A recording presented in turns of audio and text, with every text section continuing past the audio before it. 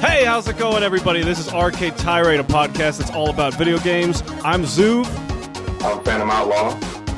And here we go. All right, so first I wanted to talk about what we've been playing lately. What have you been playing lately? 2 days ago, I started playing a game called Alan Wake. Came out on the 360, Xbox 360. I think I got it for free, or it was I think I got it free from my Xbox Live. It's a game it's a horror game or survival horror. I think it's like I only got a few minutes into it, a few hour or two in it. You use a flashlight to the intro of the game. It kind of gives you what the idea of the gameplay is. Use a flashlight it's like enemies or shadows. Flash a light at them. It reveals them, and you're able to take them down with a gun or whatever. Another game I've been playing is Warframe? Yeah, it's a free-to-play game on Xbox 360, PlayStation 4. Actually come to the Switch. Yeah, I saw that. That's why I recognize that name. I saw that on the Switch list. When is that coming? Is that this month or next month? Or I don't know. Last time I saw it said to be determined. I'm assuming this year. Because they got Doom. I guess they got Doom to work. Yeah, I think it's already on there. And Warframe or Doom? Warframe. I know Doom is on. Oh, okay. Warframe. Yeah, they got Doom. They got Doom like a year ago. Yeah, and I remember the developers were like, "Oh, they were able to get that to work." Yeah, that's able to get Warframe to work.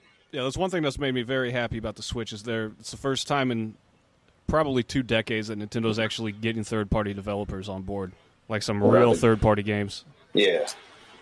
Other than that, I usually play fighting games, so I don't know if I count that. Like Injustice 2, I'll play pretty much almost every day. Okay. But it's coming November 20th, Warframe, for the record. Oh, okay. So yeah, I've been playing. I know we were talking about this the other day. I've been playing Super Adventure Island 2, which is one I've been hearing about for a long time because, unlike all the other Adventure Island games, it's actually a lot like Zelda 2, because you've got a lot of open worlds and exploring you can do, and then it's got like a Metroid feel. The only thing is that it's kind of repetitive, but a lot of RPGs are. Kind of simplistic too. I don't know. I always liked the Adventure Island games for a little bit when I play one, but they kind of got repetitive after a while. Did you ever play any of them? No. I remember I think I told you too, I got I think because I'm a cartoonist, I get real picky about character design, and something about that character design at the time that I remember it coming out, it didn't appeal to me. Yeah, it kind of has like a hokey early 90s anime look. Yeah, I don't know, something about the character design. I was like, I probably missed out on a good game, but that's how I used to judge games. Like, even like with box art, old games on how the box art used to be. Oh, like Mega Man 1? Yeah. But I wanted the NES game so bad at the time I got one. I wanted some more games, and I remember seeing a box art for Mega Man, and I was like, I looked on the back of like, this is two totally different. All right, I don't see how it is. I fell in love with Mega Man. I'm a huge Mega Man fan now, but yeah, box art back then was like, yuck. Well, I think the first Bomberman was pretty bad too, as far as box art goes. In the American version, the Japanese version was a lot different. Always good, yeah. Yeah, it's always good because they actually know what the fuck they're doing. But yeah, I can understand somebody, getting a bad idea of that series. I'm convinced that the artist was just told he's a machine man with a gun. And go. That's it. Yeah. But other than that, I've been playing Oceanhorn, which, again, I talked about last time, actually. It's pretty... Yeah, it's fun, but it's kind of just another basic isometric platformer. I do like the isometric look that it has. It's not the first time, but it's not something you see all the time. I think Landstalker was one of the other... Now you're going way back, though. but that was one of the other isometric RPGs. Shit, that was like 93, 92. And then the other thing I've been playing, it's not a game, but it's game-related, is the Octopath Traveler soundtrack. If the game, I'm still going to get that game, but if the game turns out to be total crap, which I don't think it will be, it at least has a killer soundtrack. I remember buying Ridge Racer, is it 5 or 4? And I remember people buying that game just for the soundtrack. It was an okay racing game. I mean, Ridge Racer. It was, at that time, it was, I think Gran Turismo had come out, maybe sometime before that. And so everybody was kind of, as far as racing games concerned, trying to compete with them. And it was a pretty good racing game, but the soundtrack, most people bought that game just for the soundtrack. I've had games where I buy them and not know they were going to suck, but the soundtrack ended up being really cool. Like San Francisco Rush on the 64. Did you ever play that? No. I think that's one of the last racing games I ever bought. But, yeah, the game was good, but the soundtrack was really cool for the time being. Yeah, it was Ridge Racer Type 4. Ridge Racer Type 4. Yeah. I'm trying to remember, as far as 64 games, was I impressed with any music? Well, besides Ocarina of Time. Yeah, because I remember I normally would play a game and then have my stereo playing. Oh, I did that all the time, especially like on old RPGs when you had to level up when you were grinding. Yeah, I've got memories of that, just like playing the radio or CDs 10 times over. And I don't know if it was... The music has started to, at least from my point of view, started to, I'll say go downhill, but it wasn't as impressive as when I would listen to songs from the Super Nintendo or even some of the Sega Genesis games. I was more impressed with those soundtracks more than maybe some soundtracks from PlayStation or some of the, at the time, those current systems, the 64, the PlayStation. My thing was always with the Genesis, the old Genesis games, where all the music sounded just very processed and mechanical. Yeah. Like, you remember the Altered Beast soundtrack? Or Golden Axe? Like, the songs weren't bad. Oh, yeah, Golden Axe. Everything sounds like very tinny sounding. Yeah. They're good games, though. But, still good games. That was still, like I said, there was a game I called Chikan. Played. I think I do have it now. Chikan the Forever Man. I like the soundtrack in that game. Chikan the Forever Man? Yeah, Chakan. Chikan. That sounds like a Central American tribe. Yeah. Who made that game? Chikan. That was one of my first. Oh, it was actually a town in. The Wrath of Chikan. A census town in India. Huh, I didn't know that. It's a census town? Yeah. What's a census town? Let me look that up. I don't know. Census town. This is a census kind of town around here, son. A census town is a type of town that satisfies certain characteristics depending on the country in which it is located. So it sort of like represents the culture? Yeah. Sounds like what that means. But it was one of my favorite games, though. Regular Genesis. Oh, Chikan Man? Yeah, Chikan the Forever Man. Chikan the Forever Man. Remember that, everybody. Chikan the Forever Man. Try that one. I don't endorse emulating, but find a way. Maybe it's... Came out in 92. Yeah. Platforms were Sega Mega Drive, Game Gear. I had it on Sega Genesis, so I don't know if that... Is Mega Drive in Japan and Genesis the same thing? Oh, okay. Yeah, that is. Okay, so let's go on to news if we didn't have anything else. No. All right, so news in games. This week, Nintendo announced 3 new games for their NES emulator for the next 3 months. So this month, October, they're going to be putting out Solomon's Key, NES Open, and Dodgeball. And I haven't played any of those. Have you? No. I played, is it a remake of Dodgeball, or like, is it a... These are the original games. Okay, games. yeah. I remember playing the Game Boy Advance Dodgeball. I don't know if that was from an updated version of this Dodgeball that's on this one, but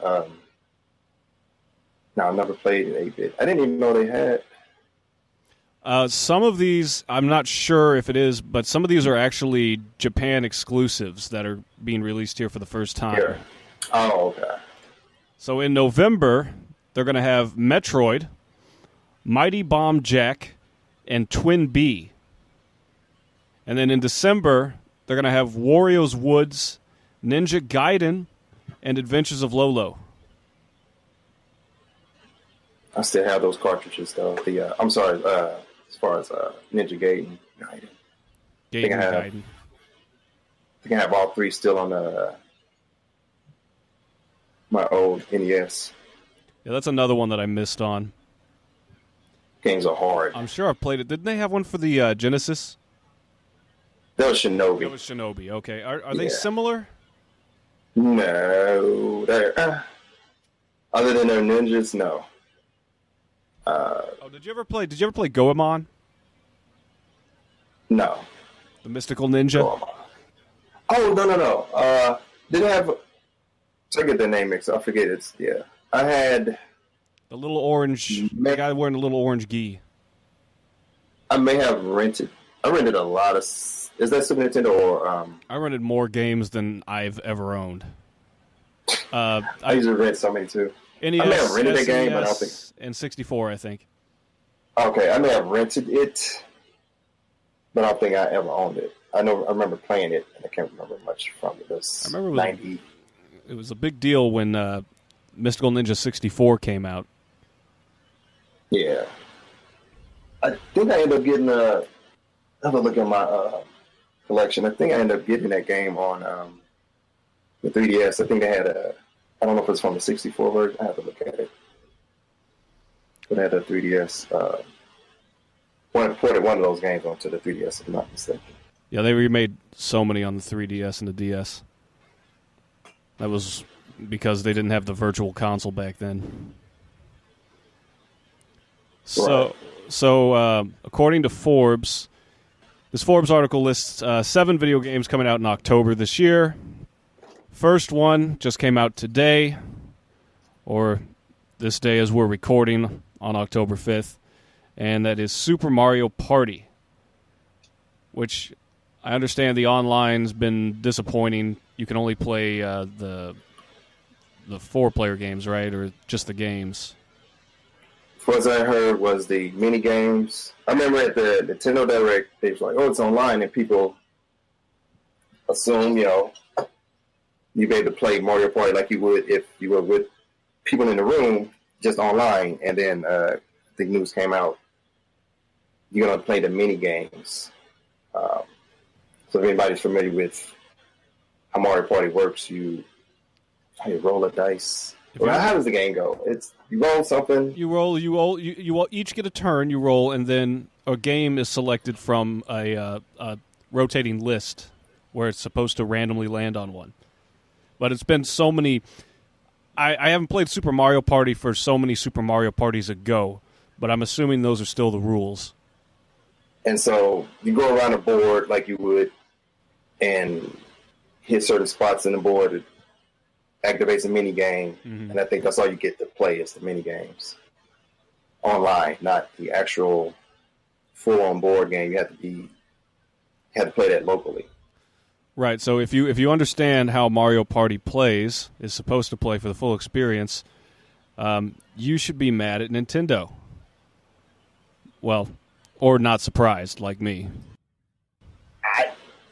They never seem to learn. Dude, they know by now. It's like Reggie even said when all the fans wanted Mother 3. He's like, we know you want Mother 3. But they don't care. it's like I said, it's like they play with your balls a little bit, play with the shaft, and before you nut, it's like, you're going to have to pay for that nut if you want to experience the full. I don't know why they don't just go full. They always miss something. I mean, it's like with the Wii, it was, to me, for me, it was you had to play on a standard TV. It wasn't HD or anything. You go back to the Nintendo 64, they stuck with cartridges. Everybody was moving on to discs. And by the time Nintendo finally caught up, I mean, PlayStation had pretty much taken over. Right, and that was all Nintendo's fault. Yeah. With the GameCube, as much as I love the GameCube, a lot of developers were upset with the mini discs. Because I think we're like 1 gig. I know, like Resident Evil 4 has, I think just 2 discs. I had to count them. I know it had multiple discs to play that game on the GameCube. I'm still happy. Oh, go ahead. No, go ahead. I'm still happy. I'm still, I have hope for Super Mario Party. I still want to give it a try. But I'd rather hear more reviews about it before I actually just buy it. Yeah, it's a fun game. The problem, like I said, with me is only me, if I don't get to play the game to its full, it's because I only have me and my daughter to play it. And I would love to see if being able to play online with, how they would have gone if you could play the full game online like you could in person. Yeah. So the next one is Astrobot Rescue Mission, which is going to be a VR game where you can use your control to help this robot get across these obstacles. It looks kind of cool, but I don't have a PlayStation, nor do I have a VR headset, so I'm not playing that anytime soon. But I know you do. Well, you have the PlayStation. Yeah, I don't do the VR thing. Outside of Resident Evil 7, it's hard sell for me to want it. It had to be it is a Batman. The Batman game, VR game, is good too. But again, it's I like the needs. I want to play something more than take demos. I think they've gotten better with some of those games, but it just seemed like one of those add-ons that I guess like the Sega CD was. Like, it's okay to have for a couple of games. Like I remember Snatcher. I remember Sonic CD. I remember at the time they came out, I wanted those 2 games, but not enough for me to buy that thing. I was like, not for 2 games. But I think the difference here is that this is just a peripheral instead of a whole console. Yeah. You can just not buy the headset and don't play the headset games. Whereas you either bought a Virtual Boy or you didn't, or you bought a Sega CD add-on or a 32X or you didn't.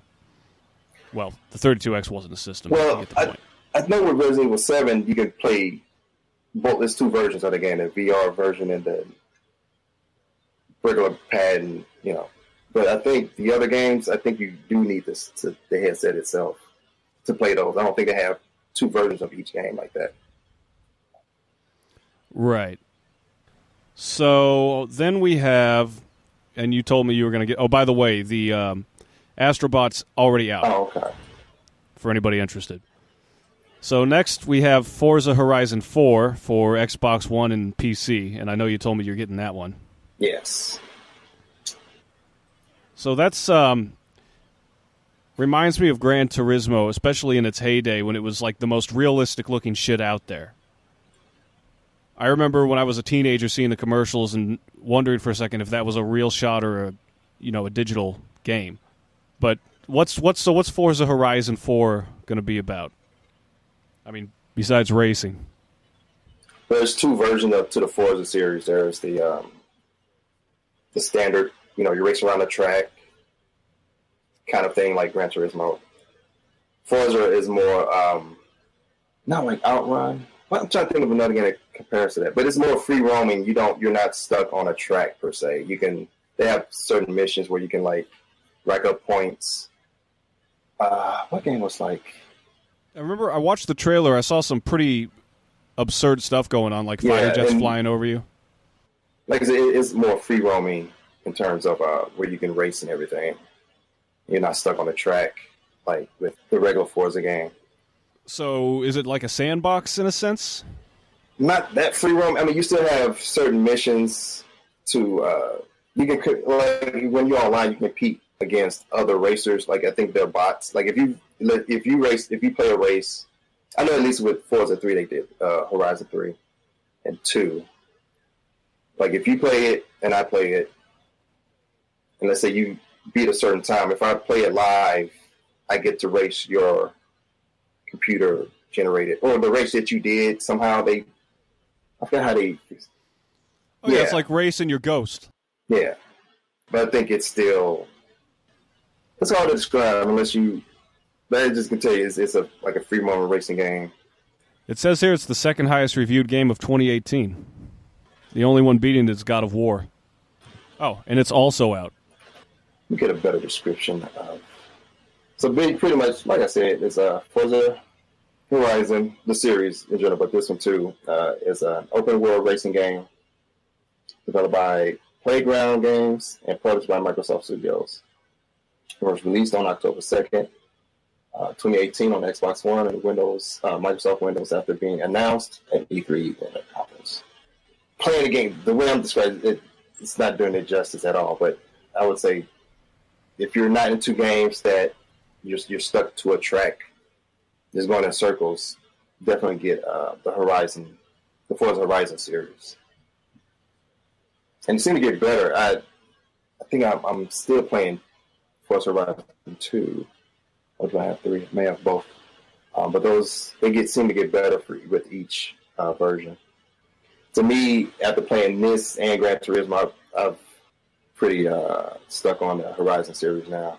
It's one of the only few games to me that kind of overshadows Gran Turismo as far as racing games are concerned. I don't think they make those in it. What about Project Gotham? On Dreamcast, it was called Toki. Let me make sure I get that right. Because they changed the name of the game once it hit Xbox, if I'm not mistaken. Yeah. It had another name on, see the history of this game, because Project Gotham Racing. So the last one was made in 2007. The first one was 2001. But I thought it had... I had to figure out what the game was that was on Dreamcast. But yeah, so Project Gotham Racing 2001 to... They had 4 of them, so went to 2007. Bizarre Creations. So that series hasn't been active for a while. Well, who developed it? What did they go on to do? Let's see here. As far as their creators, Bizarre Creations was a video game developer based in Liverpool that's known for a racing game. Oh, that's what it was. Metropolis Street Racing. That was Dreamcast. That's right. It's called Metropolis Street Racer. And the follow-up was the Project Gotham series. So they just name them all after superhero cities. It seems like it. All right, so then we've got Starlink Battle for Atlas, which is Switch, PlayStation 4. It's going to be on all 3 of the big ones. And this one looked pretty cool. When I first saw just like the thumbnail, I thought immediately Starlink. But yeah, it's way more than that. So Starlink VR, or is it regular? Starlink, the one where you control a ship and you can go between 7 different planets. They're still doing Toys to Life game. A spaceship Toys to Life game that looks really unique, and that comes out on October 16th. I guess not. Well, they've got one. They've got another one. Yeah, it says here also the genre's fallen out of favor with gamers. All right, so then we have Assassin's Creed Odyssey, which is PC, PlayStation 4, and Xbox One. Another Assassin's Creed. I was never really too interested. Yeah, me neither. In any of them, but I know it has a very big fan base. Yeah, they skipped a year, if I'm not mistaken, before they did the one this year and last year. I think they skipped the one. They skipped the year before the one they made last year because they were just pumping them out like every year, and people were kind of like, Jesus. Kind of like a certain Call of Duty game. Yeah, and it started to lose its oomph. I think that's why they took a year off to a year and a half, something like that. Well, it's like the Madden games or any of those pro sports series. They just keep cranking them out and people keep buying them. Yeah. I remember thinking when I did play sports games, because I'm like, I'm not going to buy a sports game every year. It's basically the same game. I'm going to add a few more mechanics. Yes, you will. EA said, yes, you will. And the rosters change, but I always thought if just update the rosters, but then I guess there's microtransactions. Who wants to keep doing that? I guess just pay for the full game, but they still charge you microtransactions for certain things. So remember that little meme where the guy's applying to work at EA and he's like, "Can I see your references? That's going to be $5 extra." You got the job. 2K, the only competition they had was 2K, but then EA bought up the NFL rights, so 2K couldn't make any more NFL games. So they're stuck with mostly the 2K basketball series. I hear pretty soon EA is just going to buy the NFL. How are they that big? Soon. I mean, Disney already bought up. Disney, dude. They got Marvel. They have ESPN. I think they have ABC. They bought Star Wars. They got. They bought Fox. They just bought Fox, so they may buy the NFL. If anybody. Disney will. Well, they already run the world. Disney and Amazon, they're going to have it out. They're going to have a huge battle. That's going to start World War III. And to decide which countries are going to fight, they're just going to buy the countries. Well, speaking of Nintendo Switch, were you still doing the releases? I've got 2 more. Okay. So we'll get through those. Speaking of Call of Duty, Black Ops 4, PC, PlayStation 4, Xbox. Blackout. October 12th. I know you're getting it. Yeah, and like I told you, I'm going to hate myself in a few years. Right. Cuck of Duty. But I want the BR, the Blackout. I'm like, I got to get it just for that. And then finally, Red Dead Redemption 2, PlayStation and Xbox. I don't know. They have a weird thing where they don't do the PCs version of the game until I think much later. I think Grand Theft Auto 4 ended up coming out. You're talking about Rockstar? Yeah, sometime after the console releases. They don't do a simultaneous release of consoles and PC. At least with Grand Theft Auto 5, they didn't do that. But eventually, it did come to PC. I wonder why they don't. I don't know. You think it would be a good option, get as many people to buy it? Maybe they have like a non-competitive. Well, if that was the case, they wouldn't be going through Sony and Microsoft at the same time. Yeah.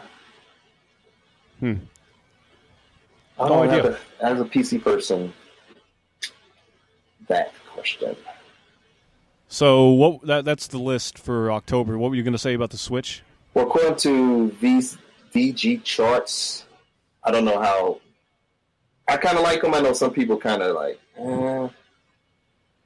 but they have a story about is Nintendo Switch really a success, judging by their sales chart as of 15th of September 2018. Nintendo Switch sits at 20.4 million. Xbox sits at 38.9 million. PlayStation 4 sits at 82.7 million. 3DS is 72.7 million. And I'm surprised PS Vita is even on this chart, but it's at 16.1 million. And that system's been out since the Wii, I want to say. Sorry, which one's been out since the Wii? The PS Vita. Oh, right. Yeah, that thing's been around for a while, and it's shaping up to be as long as the Game Boy lasted. 16.1 million. So the Switch is doing better than the Vita, but the other two main consoles are beating their ass. Well, the 3DS is beating the Xbox One. PlayStation is beating everybody. Yeah.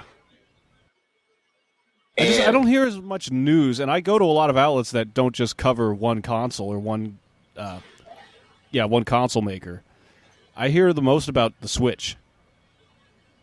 Like, just not as much news for Xbox One or PS4. What was crazy is, I know when the Wii came out, almost everybody I knew had one.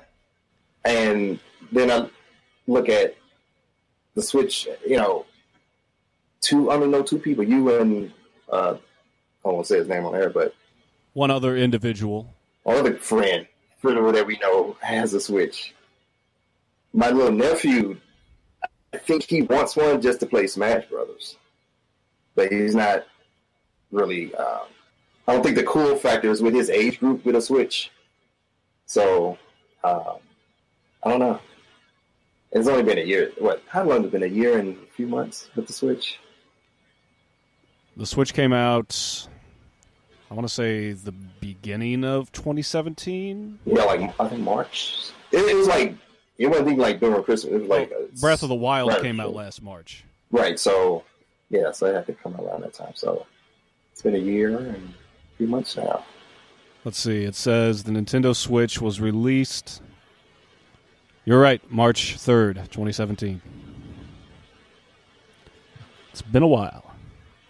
It's been a long time. Oh my goodness, this is I have to back up. Oh, man. Go ahead, I'm still looking for the article I just saw. Because I went right to the sales chart just to see where everything's set at. And then they had an article on how successful it really is to Switch. But I also heard that there's been an upgrade to the Switch next year. Yes. There have been rumors going around that seem to be all but verified. There's going to be a beefed-up Switch coming out next year, which is something I hadn't looked into much yet, but I do know that. So I'm guessing it's going to have more storage, more memory on it, and I don't know what else. Hopefully they make it a rotating screen and or at least put the charger, where you plug the charger in, put it in another spot. Because unless you have it elevated, I have a stand where I can elevate the Switch and charge it if I'm playing it. But if you're trying to charge it and play it, you have to lay it either flat or have it elevated. You can't, because it's on the bottom of the system. And the screen doesn't rotate, so it doesn't allow you to flip it over and have be charged from the top. Okay, right, well, they're Nintendo, so yeah, 50-50 chance. And I remember when the regular 3DS came out, I was like, I am not getting this system because I bet you they're going to have a larger version of this or, some upgrade sometime down the road. And they did, and that's when I ended up getting one.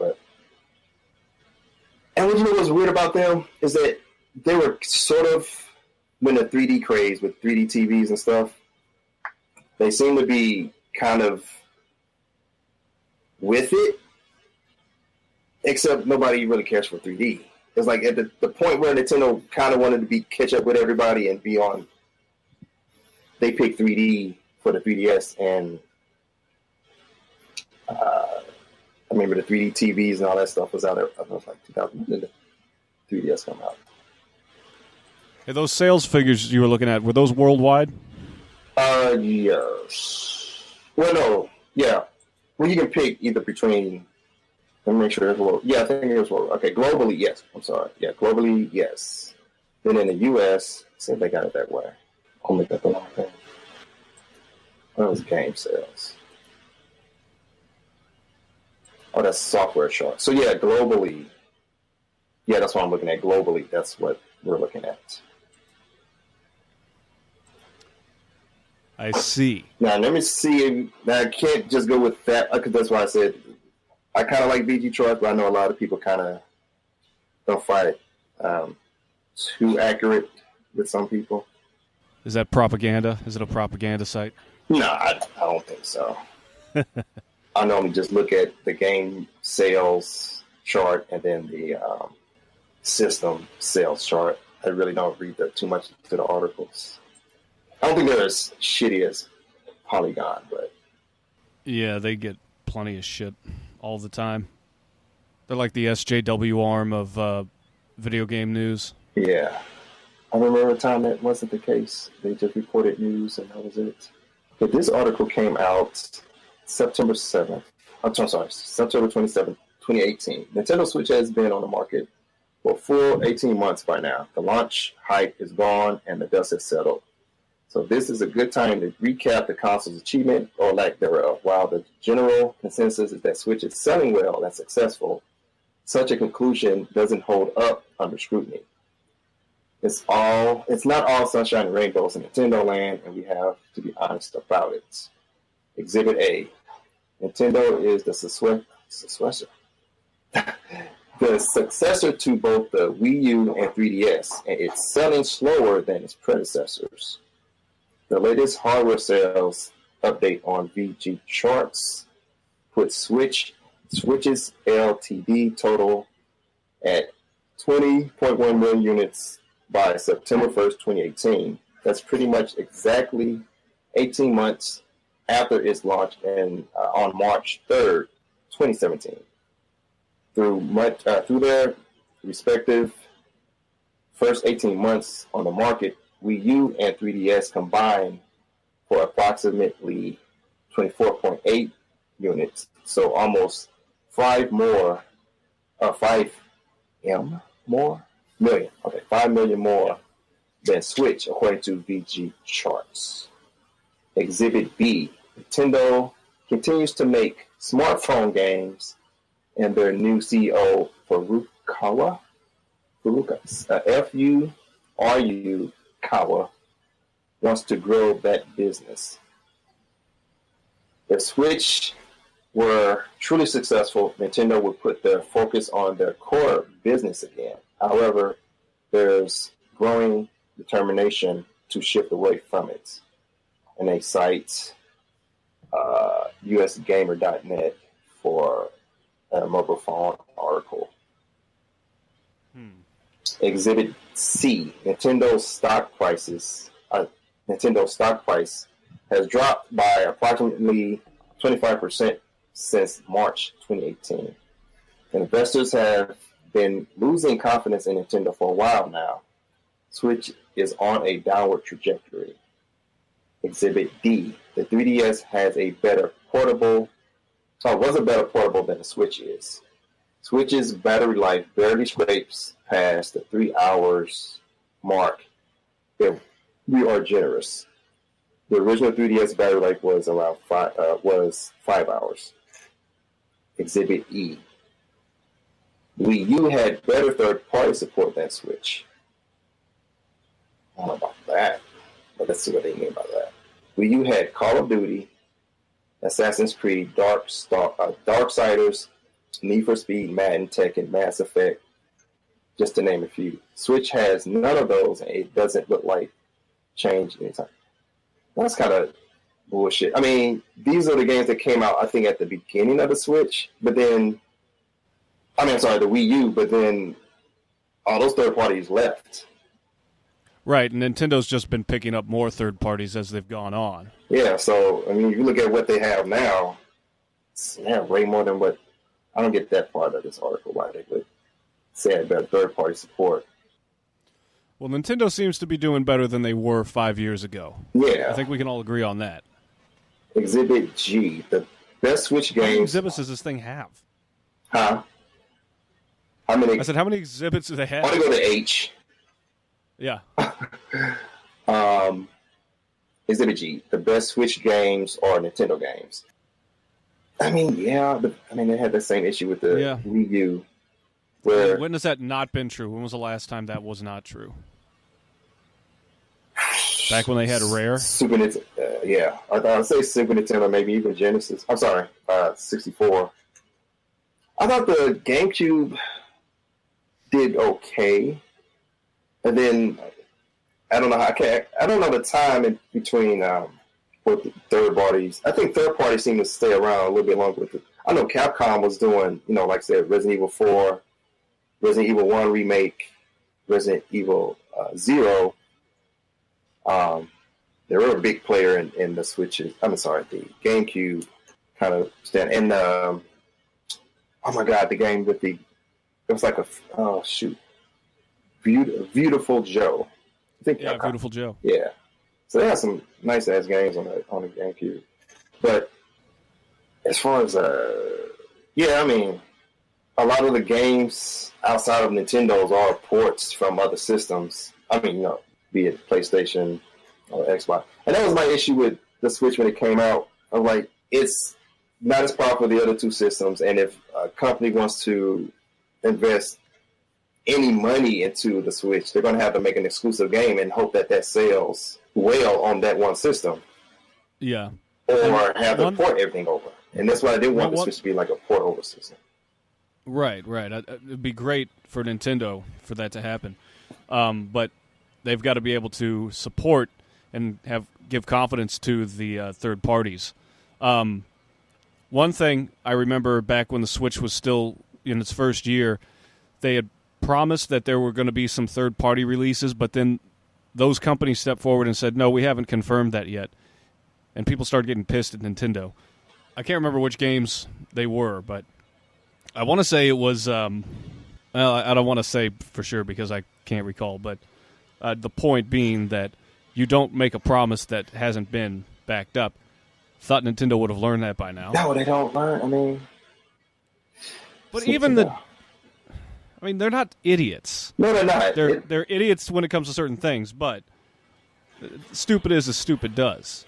Yeah. And so I don't understand if they look at the Japanese market and then they base their decisions on that market and don't think about the overall. I can't say they do that, or they wouldn't be as successful as they are, but... Well, there's certainly some no-brainers about certain games that they don't release over here. Yeah. I don't know, like some of the very, very Japanese-y games.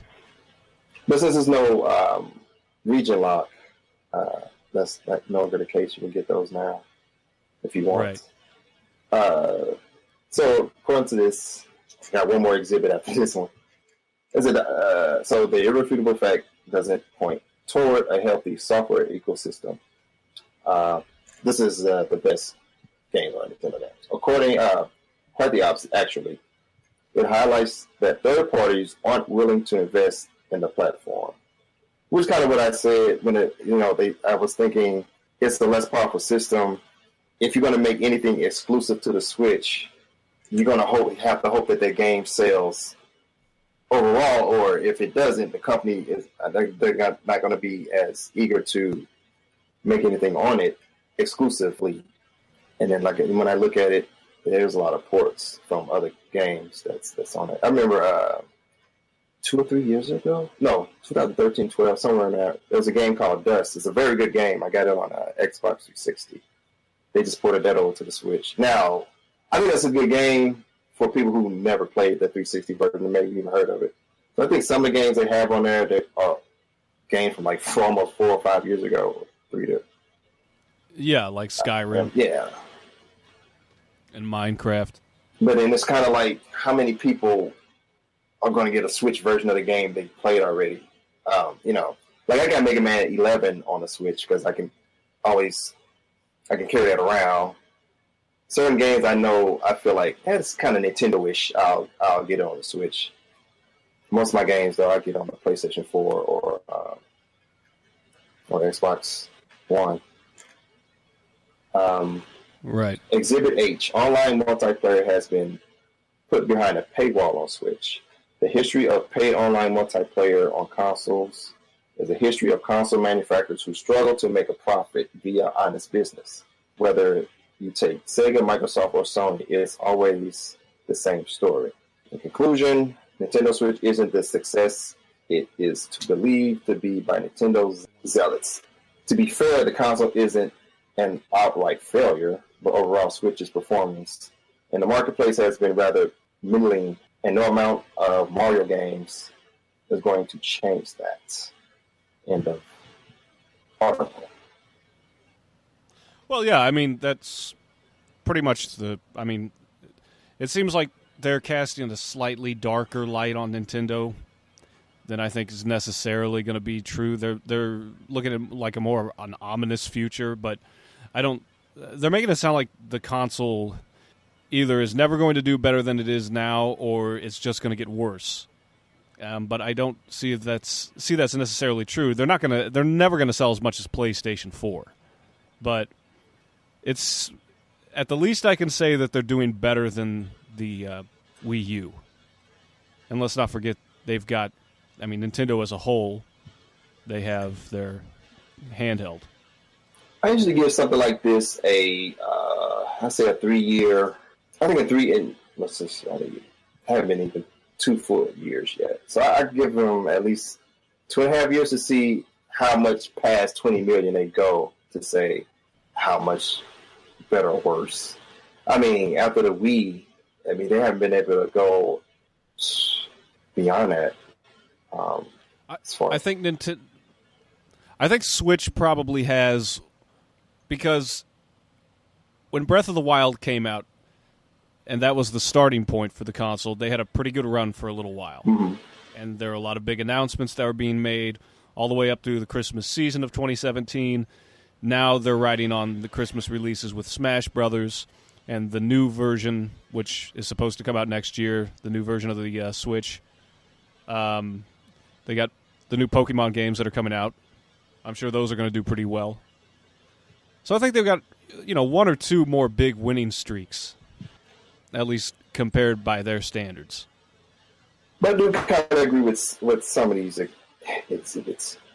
Like I said, my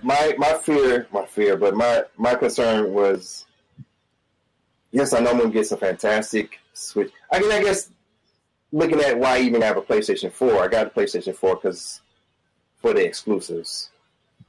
There's some games that's going to be on PlayStation that's never going to be on Xboxes or the Nintendo system. And I know if I want to play a Nintendo game, which usually are pretty good, I'm going to have to get a Switch for that. So I kind of feel like I'm getting a Switch for the Nintendo exclusive stuff.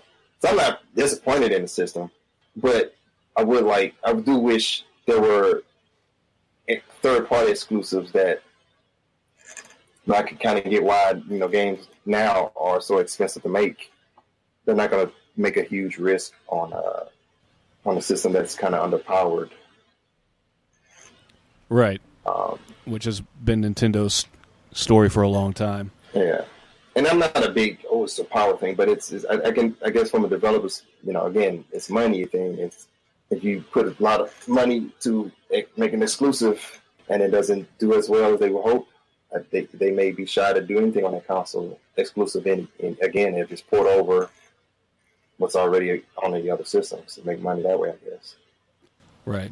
So we'll just have to see and wait and see what happens. So, did we have anything else for news? Trying to set up something else interesting that I saw. I don't know if you're big into like individual games chart sales or anything. Well, what you got? Like I say, the top 10. The top 10 games in the U.S. Really? Where are you getting this from? Again, VG charts. Because everything was like right there. I don't have to go to an individual game. Well, I'm sure there's other sites that have it, but this is the one I normally go to. So U.S. top sellers, October 1st. And then see the dates always throw me off with this site too sometimes. But Nintendo Switch has Monster Hunter Double Cross as number 1. Madden NFL on PlayStation 4 is number 2. Naruto Tudoroto. I'm butchering that name. Shinobi Striker. PS4 is number 3. All right, I'm on this website right now. It is a clusterfuck. Yeah, Again, it's not everybody's cup of tea, but... Oh, I'm not saying anything bad, besides that about the site. It's just, well, not even that. It's just, it's so just packed full of information. Oh, okay. I know. Is that a good or a bad thing? Well, it's good as long as the information's accurate. Accurate, yeah. Xbox One, number 4 is NFL, Madden NFL. This is weird. So two of the same games from 2 to 5 are the same game, just on different platforms. Yakuza. I love the Yakuza series. Pretty good games. PS4. Yakuza Kiwami 2 is number 6 on PS4. It's a great fucking series. I love that series. Mario Kart 8 Deluxe. It's number 7. Blade Strangers. I don't know what that is, but that's on the Nintendo Switch. Fire Pro Wrestling World. In the US? I don't know. Okay. PS4 and Legend of Zelda Breath of the Wild, number 10. Weekly software charts. I don't know. So this is as of September 1st. Yeah. So I guess they have to wait till. I guess they do a month and then do October. I'm not sure how they go with how they do this, but so far in the US, that's what they have according to VZ Charts as their top 10 selling games for September. October isn't over yet. There's a lot of freaking games coming out in October. That's gonna be crazy to see how that goes. But yeah, that's all I got. I just was interested in that article with the success of the Switch. Yeah, I mean, again, it's not doing as well as the other consoles, but which I understand. You're not going to hear me complain too much about it. I don't have a problem with the Switch. Honestly, I'm liking the games on there. I'm just hoping I give it 2 or 3 years to see, where it goes. That's how I did the Wii U when I got it. I didn't really pay attention to the sales stuff. Wasn't interested in it because of what they showed at E3, and it wasn't until they came out with the Mario Kart bundle that's when I jumped on the Wii U train. And then they came out with the Bayonetta stuff, 1 and 2. They had some cool exclusive stuff with Bayonetta. Hyrule Warriors, Yoshi's Woolly World. So I got some pretty good shit that came out on the Switch. I'm sorry, the Wii U. And I thought the system had potential. They marketed so poorly. Oh, God, they were dog shit at that. You remember, I thought it was an add-on for the Wii. Yeah, and people thought the U meant upgrade. First. And yeah, there was some right. And people didn't know there was a 2-component system. Because they advertised just the controller so much. People never saw that the other part of this thing. It threw a lot of people. And then what really, I think, threw people off was that you couldn't take it further from its air. Like, you couldn't go outside of the house with it. You could barely go to certain places in the house without it losing signal. It was like, well, what's the point of having this do this? So the Switch is pretty much the makeup of what the Wii U should have been. Mm-hmm. Just took them 6 years. Just 6 years, yeah. I give them credit for not abandoning. I know people like Nintendo just stop. Don't abandon the Switch. I mean the Wii U, and I don't think they want to do what Sega was known for doing, is abandon the systems and stuff. So they didn't want to destroy consumer confidence, so they kept on with the Wii U until what they have now. Well, yeah, if they just suddenly pulled out, then their stock would just plummet. So I give them credit for hanging in there as long as they did with that thing. Mm-hmm. Right, so on to the main event. We're going to list off both of our lists of what we think are the top 10 most influential video games of all time. So why don't we do you do one, I do one, you do one, I do one. Okay. My first one, again, these are not in any order for me. I'm not ranking them or anything. It's just what I could think of to me. Same here, no order. What I thought were influential in terms of how they changed that particular genre or made new genres out of the way the mechanics of the game was. Or maybe a cartoon. I don't know. I put Sonic the Hedgehog as one of the first ones. Mm-hmm. I can't tell you why exactly. I know I was a Nintendo fanboy. Like, me and my friend, we were like hardcore Nintendo. We shat on Sega constantly. Fuck Sega. Oh, you were fanboys? Of Nintendo, we were. Right, not right. of Sega. We just despised Sega. We just shit on it every chance we got. So I was always a Mario fan. I did not like Sonic, really. But most people I knew that had a Genesis, they kind of always praised get that game. I didn't get a Genesis until the Aladdin. I think Interplay did Aladdin. And the animation of it looked like a Disney cartoon. It was different from the Capcom Aladdin game. And I was impressed with how that game looked on the Genesis. I'm like, man, whatever made me get a Genesis. So I got that, and Sonic was a game that came with it. And I started playing that. Like, this game isn't too bad. And then, especially when Sonic and Knuckles came out, I was full on with the Sonic series. So, You know, I've heard people shit on Sonic and Knuckles, but I could never agree. I thought the first 4 Sonic games were good. I really didn't have too many major complaints. yeah, I think Sonic Knuckles is one of my favorite Sonic games to this day. And How especially, about Sonic 3 and Knuckles? was it with the? See, I had the. I'm trying to remember that. Let me go to my Sonic list. I had the first. I think the Sonic that came with my system at the time. So Sonic 1, Sonic 2. When was Sonic and Knuckles? Was that after 3? Yeah, that was the 4th game. Okay. I believe they were originally supposed to be one game. Okay. So what I like though is at the time the game came out, you could put the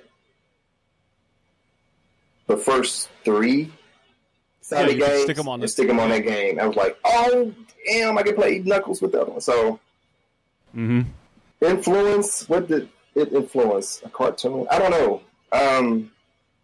I mean, platformers, it invigorated the console wars, which created more games and more competitions and more those franchise mascot platformers.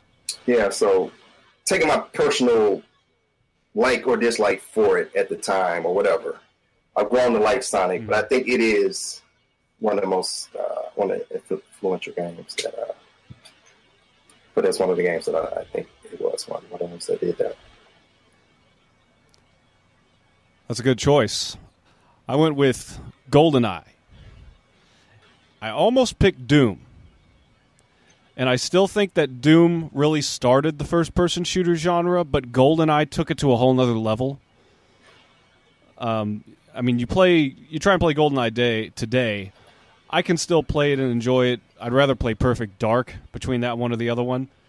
But I think that if you look at first-person shooters today, a lot of it's influenced from the mechanics you saw in GoldenEye.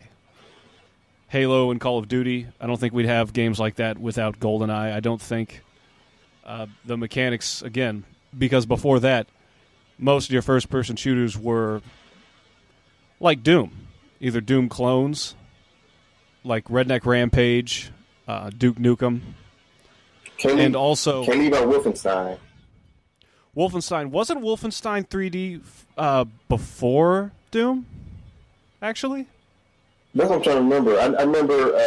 I always hear the credit go to Doom, but I could have sworn that actually Wolfenstein... Same company, if I'm not mistaken. Let me make sure that's correct. Yeah, did it do Wolfenstein? Go ahead. I'm looking up to see exactly... I'm looking it up, too. So Wolfenstein 3 came out May 5th, 92. Okay. Doom came out in 93. But I seem to remember Doom. Doom tends to get more of the attention. It seems to get more of the retroactive press. Like when people look back, they don't talk as much as about Wolfenstein 3D as they do for Doom. Right. Also worth noting, Daniel Doom. There was a man named Daniel Doom who was a Belgian cyclist. So that's not what I'm looking. Okay, the first FPS was Sega's Jet Rocket, 1970. The first 3D polygon FPS were ASCII's Amnorc, 86, and ARSYS. I guess that's for Arc Systems. Software Star Cruiser, 1988. the game that defined FPSs was, they gave credit to Wolfenstein 3D 92. The most influential, well, then they said the most influential FPS was Doom 94, which led to many early FPSs being referred to as Doom clones. GoldenEye 007 97 was the first landmark first-person shooter for home consoles. Metroid Prime, or 2, expanded it, blah, blah, blah, blah. So, okay. Yeah. Right, but you just saw so many games after GoldenEye that borrowed from that, and in so many more ways than they did when, after Doom came out. But, of course, again, without Doom, you wouldn't have GoldenEye. Oh, also, I don't know if you heard this, but last month, the creators, the development team, Rare, they actually, or the individuals that came out, David Doak, you remember him? No. They named one of the characters after him in the game, Dr. Doak. It was actually one of the developers. Oh, okay. They officially announced that Odd Job is cheating. Playing as Odd Job is cheating. And that's the unusually short character, so it was more difficult to get a headshot on him. And a lot of people had accused Rare of that already being so, but now it's official. Oh, wow. So I'm starting off with GoldenEye. All right, my second game I picked was Mario 64. In terms of a platformer doing the 3D thing and the analog stick, where you could control how fast or slow you walked. For the record, I also have Mario 64 on the list. Oh, okay. I mean, that game, I remember the first time I played it, I had pre-ordered a 64 at my local mall. I remember they called me. I had just come from school, and I was in college at the time. And, God, it was 95. I get a call. It's like, because I think my drive home was like at least 30, 40 minutes.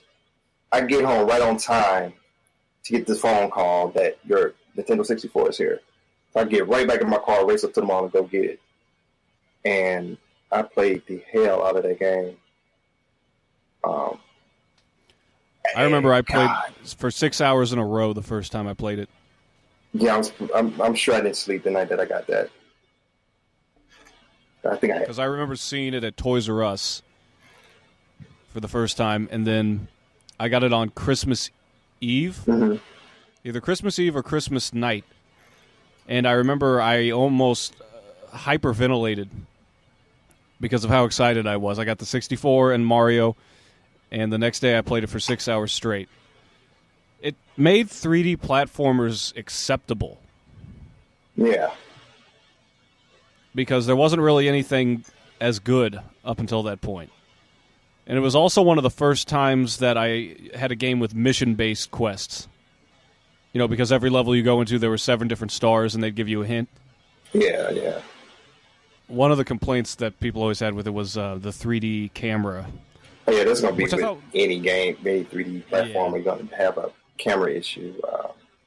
It was pretty good for its time, though. Yeah, I would say it was.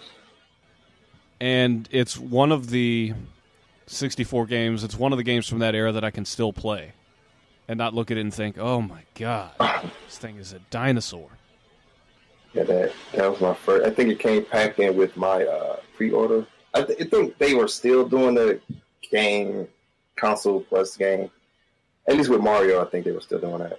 I think that's so long time ago. But that was the first game that I had. I don't remember my second one. When did I get after that? Anyway, Mario 64 is just one of the most influential games on my list. Oh, absolutely. All the Superman 64 and Bubsies of the world can't detract from that either. Oh, and I think can't take that away. And I think I'm the only person on the planet that never played 007. GoldenEye? Yeah, I couldn't. Yeah, you are. Stand first-person shooters. And I didn't. My first one was Doom 64. Well, yeah, I think it was Doom 64. I actually played and liked.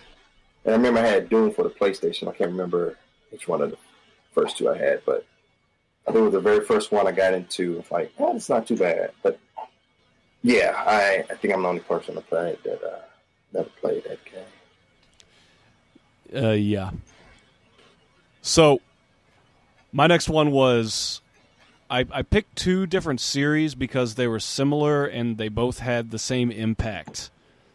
And those are the Ultima and Wizardry series. And if you really look at the history, because I wrote an RPG script for an episode, and I did a lot of research on this. So, in the 70s and the 80s, role-playing board games like Dungeons & Dragons eventually morphed into Ultima, and then they also started developing the Wizardry series, which slowly morphed from being recreations of the tabletop RPGs to the modern-day console RPG. Well, not the modern day, but what would eventually influence the modern day. Because it was Wizardry that influenced the developers at Enix over in Japan to make Dragon Quest.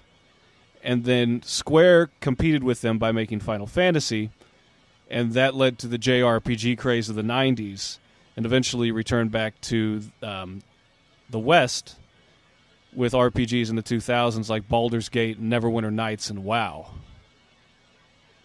So I understand that most of the Ultima and Wizardry games are pretty unplayable unless you're a real retro head. Mm-hmm. I've actually never played any of them, but I've looked at a lot of those games and I can see how they've influenced it. You know, they were the first to have dungeon crawling, equipment systems, status systems, leveling systems, top-down map, an overworld.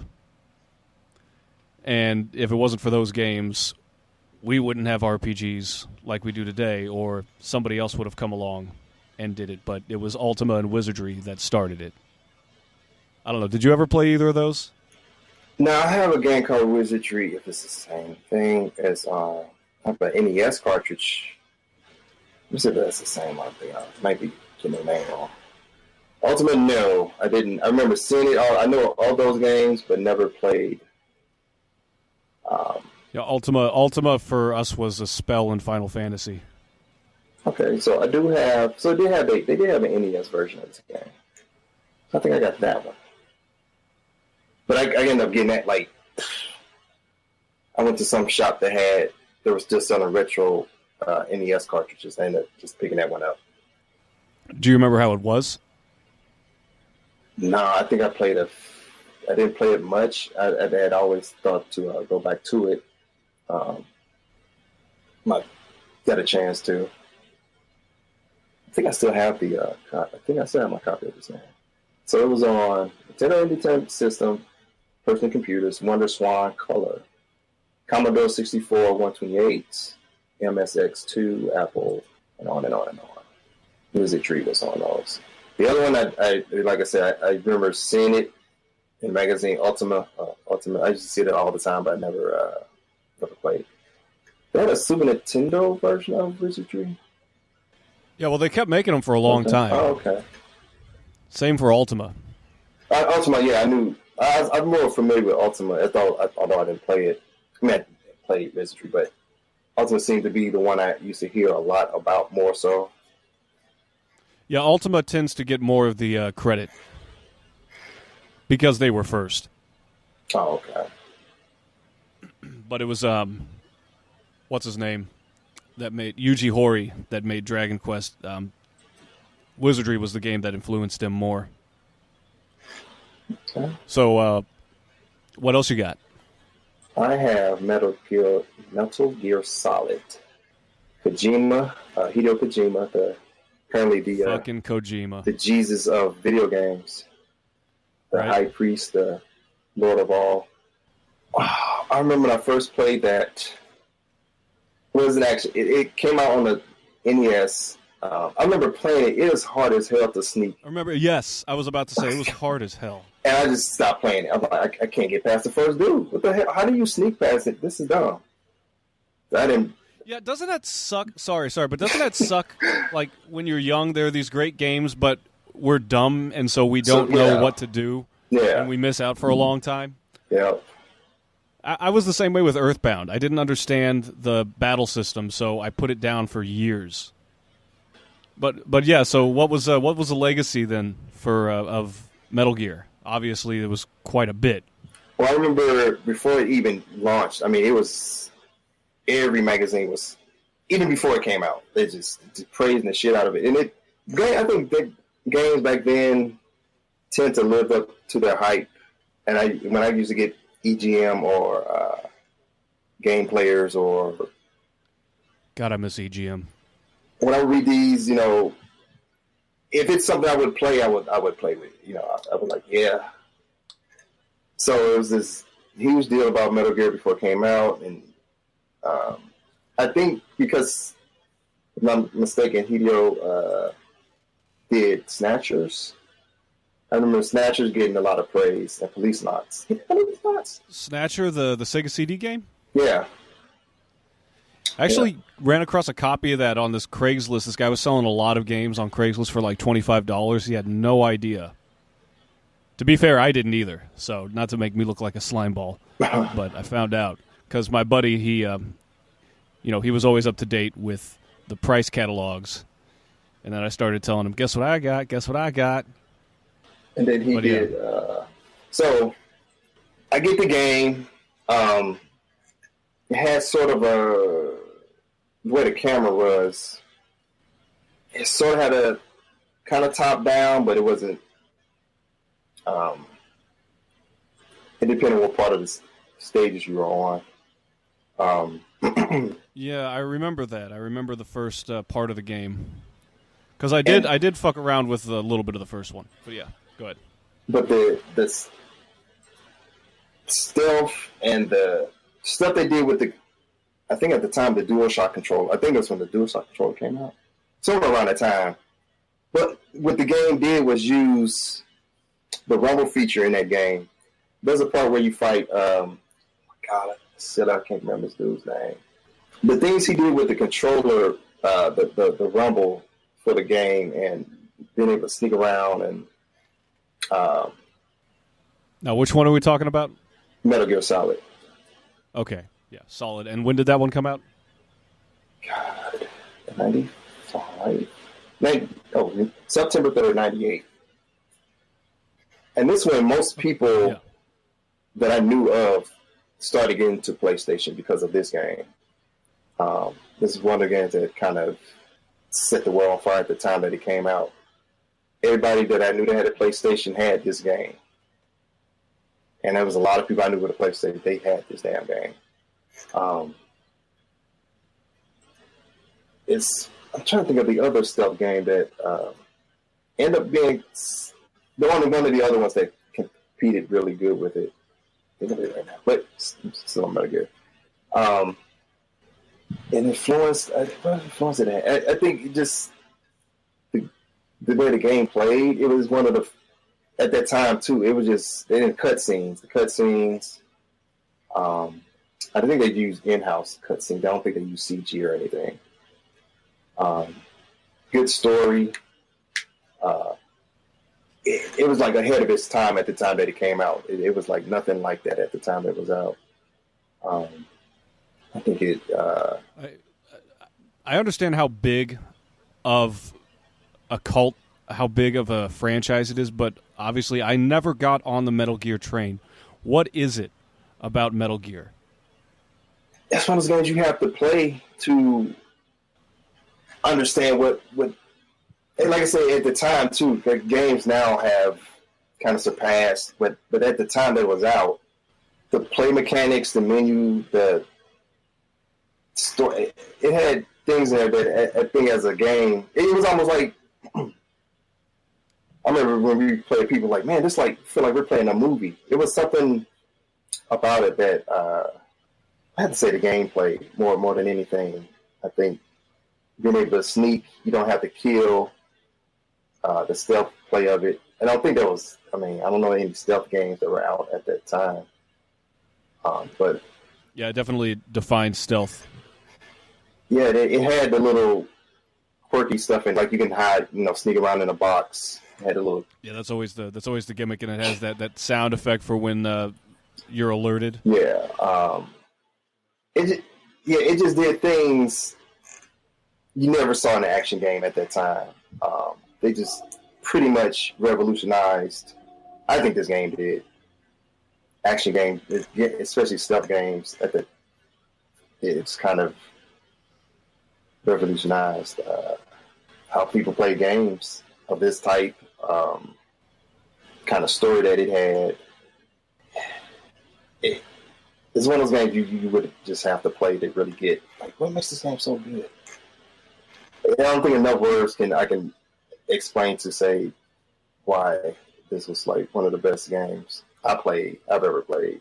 Well, it's like it's like anything good. You got to do it. You got to experience it. Yeah, and it's not me personally. I just actually enjoyed the game, and I wasn't even into a lot of these games. I got into was because, like I said, I hated racing games until Gran Turismo.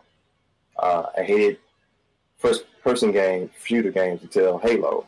I played a few, and I played racing games, but I had no desire to play racing games beyond the ones that were out before Gran Turismo or most action games. I was into platformers and most of the cartoony stuff. So when Metal Gear came out, that was a huge leap for me to even get into it the way I did. But right, because it was a much darker game. It had the boss battles.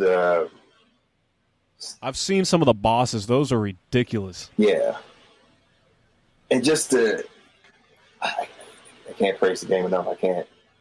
It's one of those games you have to play. Now again, it's dated. I'm saying dated. I think I can still play it.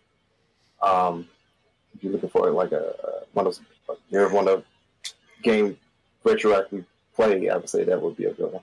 They did do a remake on the GameCube called the Twin Snakes. It's basically the same game. But then they screwed up with a remake of Solid. Yeah, but then they screwed up with Metal Gear Solid 2 because of the playing as Raiden. Because everybody loves Snake, and then when you don't play the main character, it's like, what are y'all doing? It still had the same mechanics and everything, and it was, better graphics and whatever. I think it came on PlayStation 2. Let me see. But the first one though was solid. That's it. Sons of Liberty. Yeah, Sons of Liberty was the second game in the series. It was still good. It just it took you out of the game that you play as Snake. You played as him like the first part of the game, and then it just did a whole twist. It's like, hell. Well, it was kind of like the Tomb Raider for PlayStation 2. Which one was that? Because there were segments in the game where you didn't play as Lara Croft. Was it? I think I stopped playing Tomb Raider up till the second one. I don't know if that was the third one they did that. Well, I was just watching the Nerd. He did a good review on that game, and oh, okay. I didn't really know too much about it until that point, but yeah, it looks like a piece of crap. The physics are flawed. You constantly die. It's actually easier to, if you know you're going to die, pause and reload the game. And there's like this long segment in the beginning, and if you die anywhere up until the first save point, you got to restart the whole game. Oh, wow. Yeah, so. But the Metal Gear, and I think it was one of the games too. Now, what game came out before that really did cutscenes well, where you were like intrigued, but it wasn't like boring cutscenes. You can't wait to play the game. It was very interesting. Characters, you wanted to know the story. You invested in the characters. You really cared about what was going on in the story to figure out what was going on. There was so much kind of stuff thrown at you, but did they have interactive cutscenes? Yeah, that's the thing. I'm trying to remember the boss you fought. It did something with the controller because the boss would tell you to put the controller down, and he would make the controller. He would put his hand towards the screen, if I remember correctly, and made the controller vibrate. And me at what age did so 80? '98, so I was like freaking early 20s, I think. And I'm like, oh my god, the boss made the thing move. And I didn't know. That's so cool. And at the time, I didn't understand how they made the game is fixed to make stuff work with the rumble system and all that shit. It was right. That's why I think it was so cool, because it was one of the first games that utilized the controller. Like, right. Well, now people take the rumble component for granted. Yeah, it wasn't just you got punched, you felt the rumble. They did shit in this game with the rumble, the DualShock controller, that even games to this day don't even do anymore.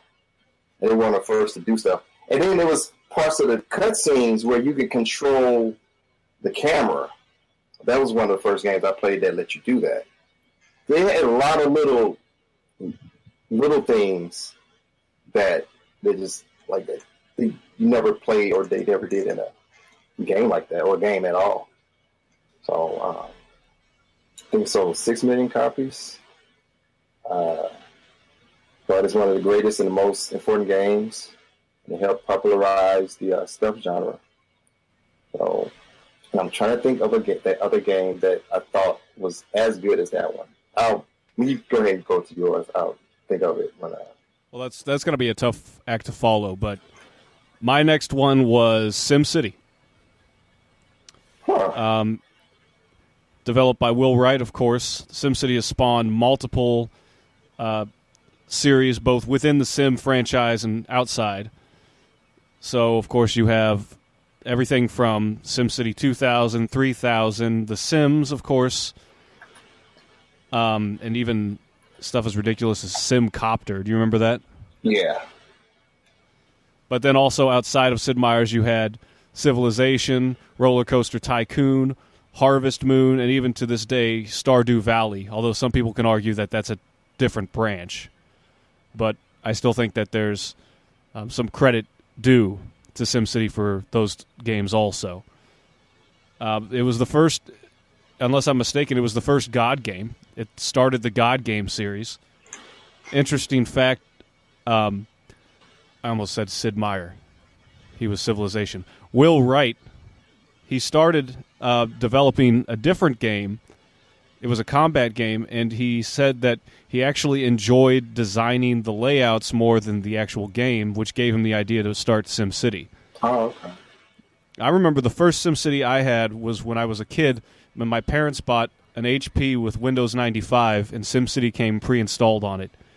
I had no idea what the hell I was doing when I first played it. I always went bankrupt every time.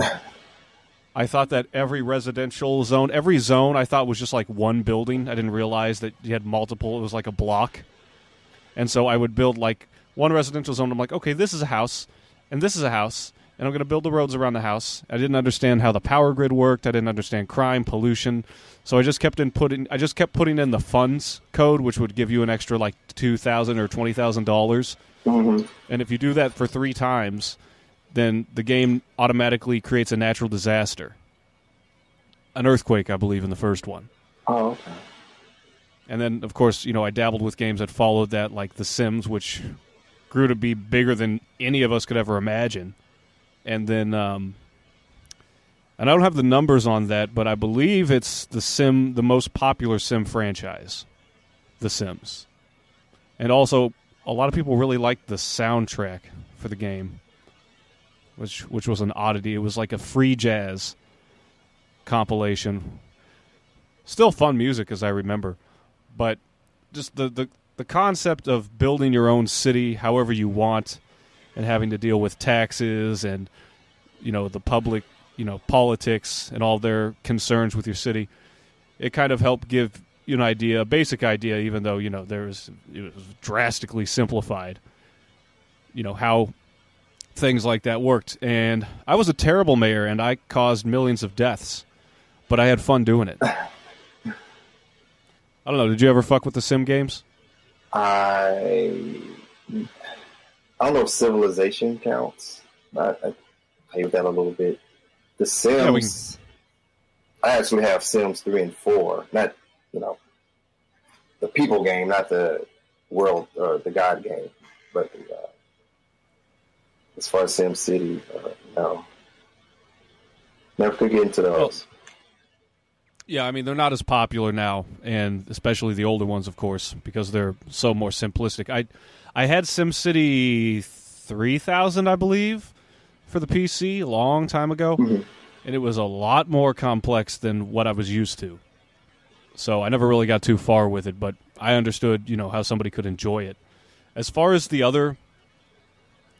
some of those later games like Civilization, I feel like they also were influenced by real-time strategy games. Mm-hmm.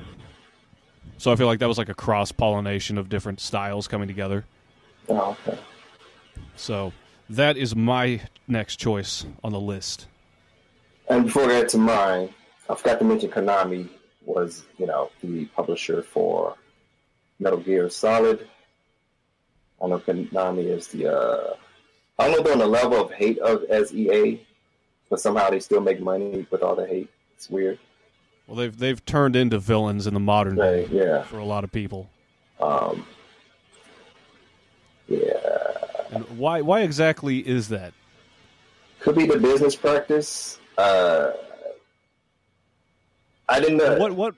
What happened with Kojima? Did they get rid of him or did he leave? I want to say there would have to be. Let me see if I thought there was just some infighting. I don't know if it was through the creative stuff. I didn't really follow. I just knew there was some drama there. I don't know from whose side of it. I don't know if people sided with Kojima just because it's Kojima. It seems like the people sided more with Kojima. Yeah. Or was it... I have to look more into that. I didn't really... Well, it's kind of like when David Lee Roth parted ways with Van Halen, and that split people up. And I think the double that Konami stopped making games, and they went to the, it's like that whole... And then people were like, well, without Kojima, you don't have anything, Konami. So it's kind of like Kojima fans just said, I'm going to roll with him, not you guys. So, but I had to look more into what actually went down with those two. Well, could you imagine what would happen if Shigeru Miyamoto left Nintendo? I can't. I can imagine it will. I mean, it's a different situation, of course, because he's way more prolific. I mean, I know people would disagree with me, maybe, but I think he's responsible for more franchises. Yeah, I think without his insight on something, I don't think you can get someone to try to copy his. I don't know how do companies do that. Like, how does a company, if let's say he passed away or something, how do they keep that quality of games going? They cross their fingers and they get to work. Because I think it's influence and his. Well, when Satoru Iwata died, a lot of people were concerned about Nintendo. Yeah, that's true. But was he? He helped bring back HAL, and he was a major proponent for the Switch. Yeah. And, there were some downsides to his leadership, but I think Nintendo would survive if Miyamoto left. I just think it would be a major blow. Well, yeah.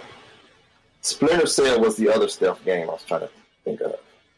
Was the only other game that was either competed with Metal Gear Solid or Metal Gear or was somewhat better in some ways. Oh, yeah, I forgot about Splinter Cell. Splinter Cell. But I didn't put that game on the list because Metal Gear is the reason, one of the huge influence for that game, if I'm not mistaken. So, what about Rainbow Six? And was that a squad game? I never played. It was one of those. I'm going outside of my field again. Oh, I think it was one of those games that you had to play with other people. It's a squad-based game. I don't think it had a single player element to it. If it did, I think I played once, and it's like, oh god, I got to get 3 other people to play this game with, and I just didn't gravitate to games where I couldn't be the only person playing the game. I had to get so it's hard to get a group of people over to play a game like that. Yeah, I think we kind of spiraled out. Which one were we on? I know, because my turn. No, I had brought up. I was trying to remember the game that was at least second to Metal Gear, and it was Splinter Cell. So my 1, 2, 3, 4th game is Alone in the Dark. It's a survival horror game. Developers Infogrames. Infogrames.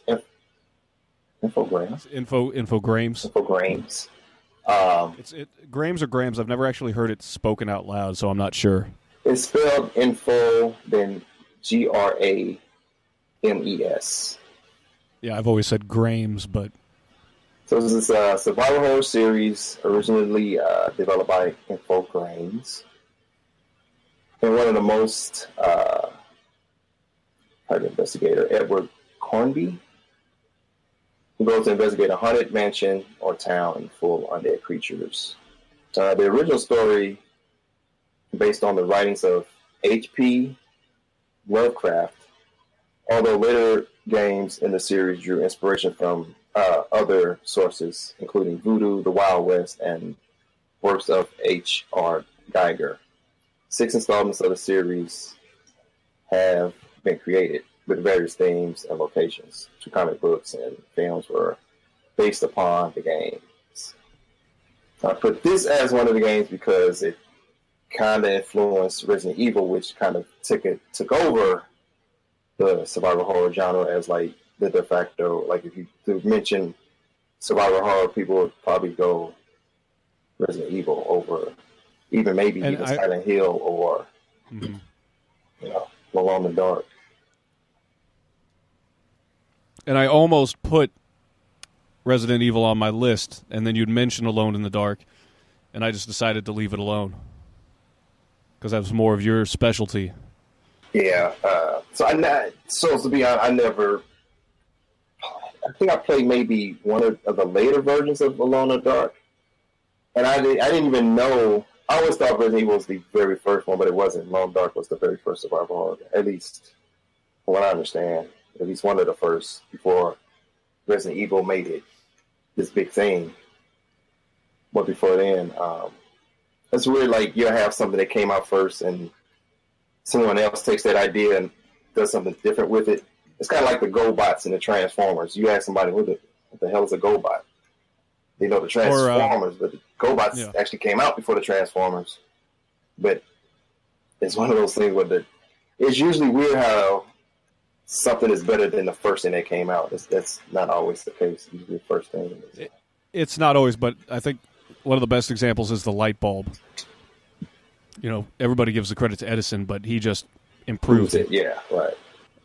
Another one I was going to say that built off of the last one, but let me see. I'm not completely sure that I'm right on this. Hold on. Okay, no, I was wrong. Pokemon was first. I hear people falsely give credit to Digimon as being first. I've never heard that. Pokemon had them beat by over a year. Oh, I didn't know that. I thought Digimon was at least 2 or 3 to 5 years. I didn't know it was that close.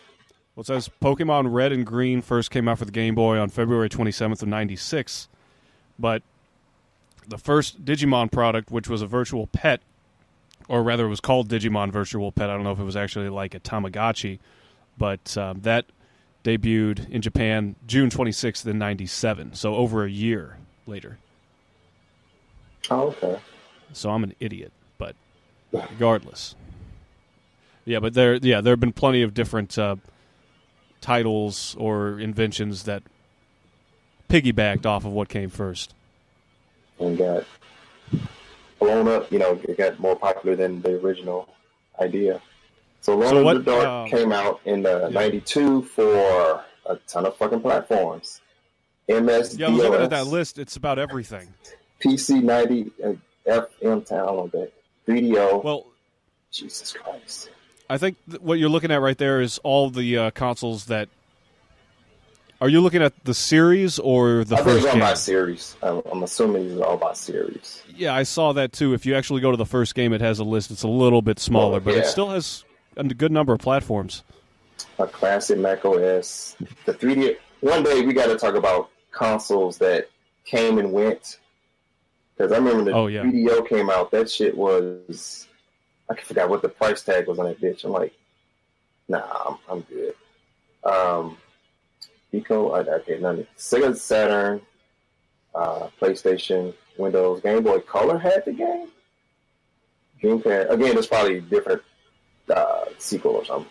Dreamcast, the Wii had it. 360, PlayStation 3. So Alone in the Dark games were on all these freaking platforms. It's a lot of fun. Let me ask you this: if you sat down and played the first one today, would it still be scary? No, I saw someone on Twitch play it because I had never seen a playthrough of it. I just heard of it. In the Alone in the Dark, I think I got the first one I saw was a 3D version, which I think was on the PlayStation, and I thought it was ripping off Resident Evil, but no, it's it turns out Resident Evil ripped them. It's Ripped kind of like a new asshole. Yeah, so people don't even think about Alone in the Dark. But I put that on the list because it was one of the first survival horror games, and just Resident Evil just took it over. But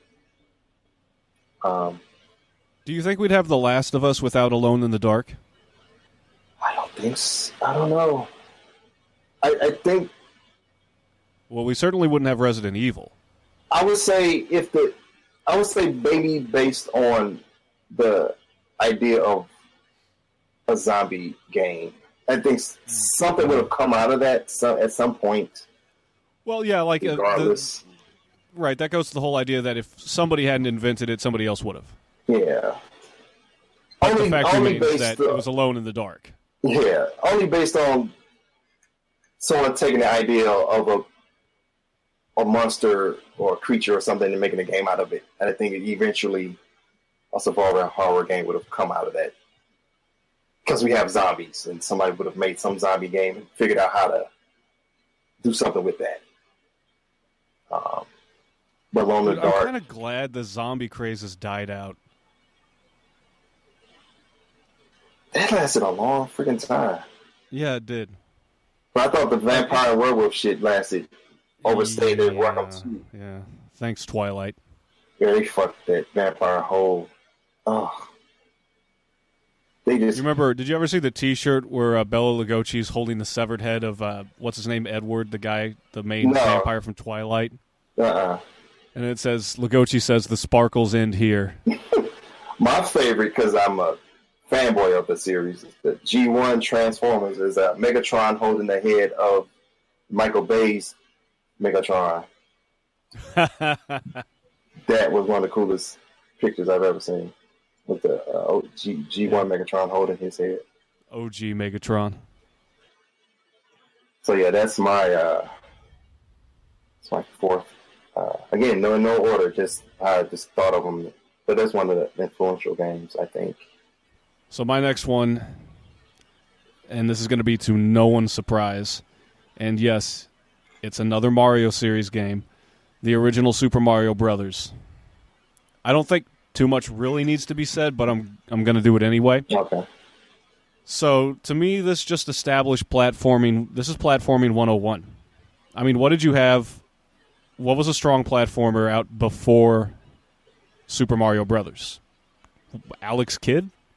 Weren't they around before that? Are we talking about arcade, or are we talking about anywhere?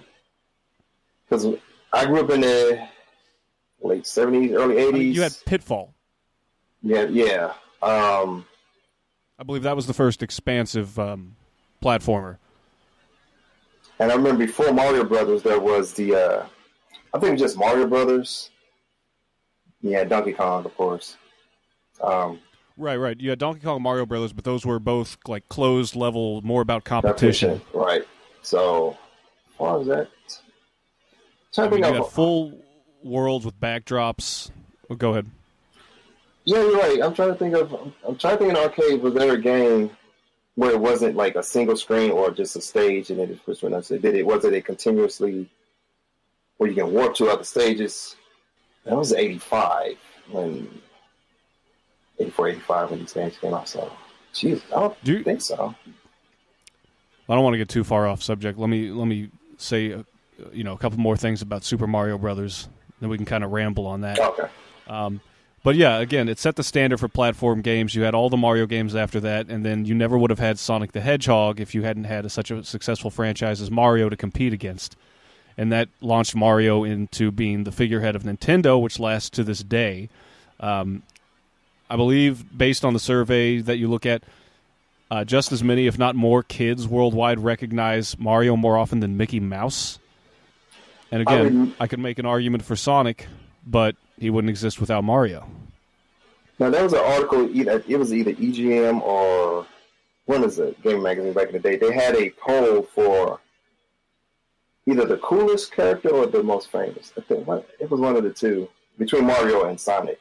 Sonic somehow overshadowed him. I think who was the coolest character? I couldn't remember. Well, it depends on. I would say it depends on what era of Sonic you're talking about. This was in the mid-'90s, so when I saw this article, so at that time it was Sonic had edge. I'm like, what? But again, I was so blinded by Nintendo that I was like, there's no way. I can't see how to use more. Because I always thought between the two platforms, I thought Mario Brothers had a more. I think with Sonic, it never felt platforming to me because you had to race through the stages. If you don't, I didn't know there's other parts of the stage was here. It's like, why? But at least with Mario, it makes you kind of explore more of the game, where Sonic doesn't. Well, there's a video where some of the guys in Nintendo actually break down the reason they designed the first level, or the reason they designed it the way they did, and they break it down like move by move, like they place the mushroom here because it shows you that you need to get it, and here's your first enemy, and you can jump on it, and these are placed here. These pipes have enemies, so you have to be leery, but then you can go down this pipe, so it encourages exploration. And then from there, the game got harder and harder, and some people still complain about the later levels, but it was an honest challenge, and even to this day, I can play through the game and not make it all the way to the end. But the bottom line is it was just a good game. It's still playable, and it influenced the platforming genre as a whole. That was the catalyst. Yeah, I would have to say, I have to agree with that. But I can't think of any. I didn't try to far too off with the topic. But I was trying to think, growing up, what was at least similar to that, but I can't really think of anything. Any arcades or when you played Atari or anything, I can't think of anything that was close to what Super Mario Brothers did. I had to be something. Well, yeah, you didn't have anything that could touch it for a long time. No. Mario 2 was a little off the beaten path, but it was still a success. Mario 3, some people argue, is the greatest game of all time. Super Mario 2 was my very first home, when I got the NES, was my first home console game. And it was so far off Mario, like, what the? I ended up falling in love with it. And then, Mario 3. It's a great game. So what did you have? I have another game in the series. Well, we talked about it, but Resident Evil 4. Made by Capcom, director Shinji Mikami. What other games did he do? Because it's like he took that. When Resident Evil started to get kind of stale, and Capcom has a kind of a history of doing this, at least from my observation, it seems like. At the time Resident Evil came out, I remember they had made so many damn Street Fighters. They would never make a Street Fighter 3, but they had all these versions of Street Fighter 2. And I think people are starting to get burned out with that series. And I remember seeing articles, again, EGM, that's all I pretty much read was EGM. But they was talking about, how Capcom was kind of just like on the decline. People kind of start like, I don't care for Capcom that much anymore. So the first Resident Evil came out. It put them back on the map, so to speak. And part 2 was even better. Then they did part 3, where it's like their third game was like, damn, you did so good with the second one. Like 3 kind of still good, but not as great. And it's like by the 4th game, they do something revolutionary. Like they reinvent themselves. So that's what they did with Resident Evil 4. They totally reinvented their own series. And I don't know too many companies that do that like they do. So what did they do? What did they do that reinvented it? The play mechanics was the over the shoulder. You didn't have to go to a chest to dump your items, which was very good. Now it did focus more on action than horror. I'd say it was still scary, but not. So as far as surviving, it kind of had that, but not as it was more actiony. You didn't have the tank controls of the first two games. Yeah. It had the time. What do they call it? Button. It's something God of War was one of the first games that I played that did that.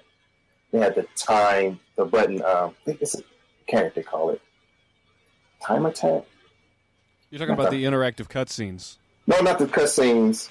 You would have to press a button, like with God of War, for example. If you fought a monster or whatever, or enemy, it prompts you to hit the button at a certain time to get the action to happen before you complete it.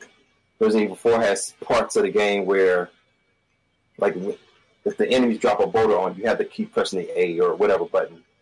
Keep pressing that, then time, they call it something. I can't think of the damn name. But it's a sequence you do where you control how fast you press the button, then you might have to hit the shoulder buttons to jump out the way.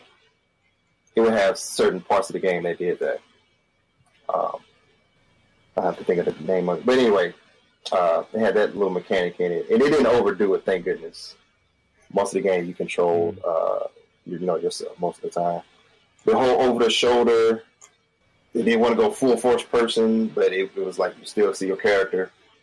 So they did the over-the-shoulder thing, which most games end up copying after that game came out. Right. That perspective. Hey, hold on just a second. I'll be right back. Okay. Okay, I'm back. Oh, okay.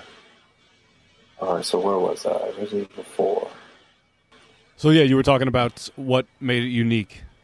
Yeah, so at the time was 2005 that game came out. I remember coming home from work. I think Toys R Us at the time. I can't remember if I pre-ordered or they just had it. Because I thought, man, this game's going to sell out. I better try to get that. Got it for the GameCube. Popped that thing in, and I was like, especially after playing the first three games and see the direction that it went after those three games, it was like, wow. Along with what I also like about the Resident Evil series, that the different characters for each installment, it's pretty cool how they have. So you had Chris and Jill from the first game, Leon and Claire from the second one. Is that Jill? Third one, I don't know. The third one escapes me a lot of times. And the fourth one is centered around Leon. It's probably one of my favorite characters from the series. He's just a cool dude. Leon S. Kennedy. And Shinji Mikami did Dino Crisis. He directed Dino Crisis. He did, I think, the first installment of Resident Evil. And then he did the fourth one. So, that's it. The play mechanics, it was so different from the other Resident Evil games. And again, it seemed like, I don't know, Capcom as the company or that series. Either Capcom the company or the series that they do sometimes start to get stale, and then they reinvent it. And that's what they did with the Resident Evil series. From the 1 to 3, then the fourth one was just a whole, everything was new about it. Then they did part 5. People are like, yeah, it's a little bit more expanded, like a little bit more, not the same with 4, but a little bit juicier. Then 6 was just, people either love or hate that part 6. But 4, I think, go ahead. Which one was part 6? It was over the top to action as far as I'm concerned. So they went too far with it. Too far with the action. It wasn't as scary. It got too, and everybody said the best story. And then they did like these different storylines for the whole game. So you had either play as Leon in one part of the game, you played as Chris in another part of the game, you played as some other people. It was all over the place. Some people liked it. I did not like it at all. And that's what I was saying. They did that pattern where, like, the first two was kind of fantastic, then they did that third trimester. I don't know what you call it. Like, the first trimester game, like, 1 and 2 was fantastic. Then 3 was kind of like, I could take it or leave it. Then they reinvented themselves with 4. They did the same shit, and then when 7 came out, they reinvented themselves with 7. For some reason with that series, they tend to do that. They reinvent themselves with, like, the 4th game or something. But well, outside of racing and sports, there aren't really many series that have been able to be so successful that late on in their existence. Yeah. But why it's influential to me too. Like I said, the mechanics of the game, the over the shoulder perspective, you see in a lot of games now. I think a lot of it has to do with Resident Evil 4. It's an overhaul of the series, and it was I know I've heard one person say it was overrated. Like, I don't think so. It's one of the few games I can beat and play it again right after I beat it. It's not too many games I do that with. You can still do that? Yeah. Not too long ago, I was playing not too long ago. I beat it and played it again. It's just fun. It's a fun game. But taking my love for it out of it, I think still, if I didn't like it, I think it was still influential in what it did gameplay-wise and reinventing the series and bringing more life into it. When it was kind of dying out, it reinvented the series. And especially on the GameCube, the graphics, too, at the time when the GameCube came out, I remember nobody even knew the GameCube could do that, was that powerful to even make the graphics that it had at the time. It was impressive as hell to me on the GameCube back then. The way the game looked and everything, the way it played. I remember my first experience with Resident Evil was the remake on GameCube, and that scared the hell out of me. Of course, I'm a lot younger than you are, but when I came across that was the first game that actually creeped me out. Yeah, I was actually playing it, and I was like, this is good, but I don't want to fucking be here. I don't want to be in this fucking house. I gotta play through this whole thing? The two enemies that still get me kind of like, God, if that thing was real, is the Lickers from Part 2. Oh, fuck. Wait. Oh, yeah. No, I was thinking of the Hunters. Well, those two. Yeah, I was about to say the Hunters. Those things the are Hunters fucking creepy, too. And the Lickers. Fuck both of them. What about, were they the fly people that you only ran into later on in the game? Which one? It's when you're in the final underground chamber before you come across the, what's the super mutant called? T-virus. It's not T-virus. I get these viruses mixed up. You know what I'm talking about. Yeah. Yeah, but in one of the rooms, they're only in one of the rooms, I think. They, like, crawl on the ceilings and drop on you. Yes, the Lickers. That's, they like... Well, no, but we're in the first one. They're not Lickers. Oh, the first... Because Lickers didn't come until the second one. Right. Yeah, I'm talking about the first one, because... Jesus. I don't think they brought them back. Those were weird, and again, because I haven't played the second one, but I know about the Lickers. That and 4 are probably the best two out of the series. My personal favorite is 7.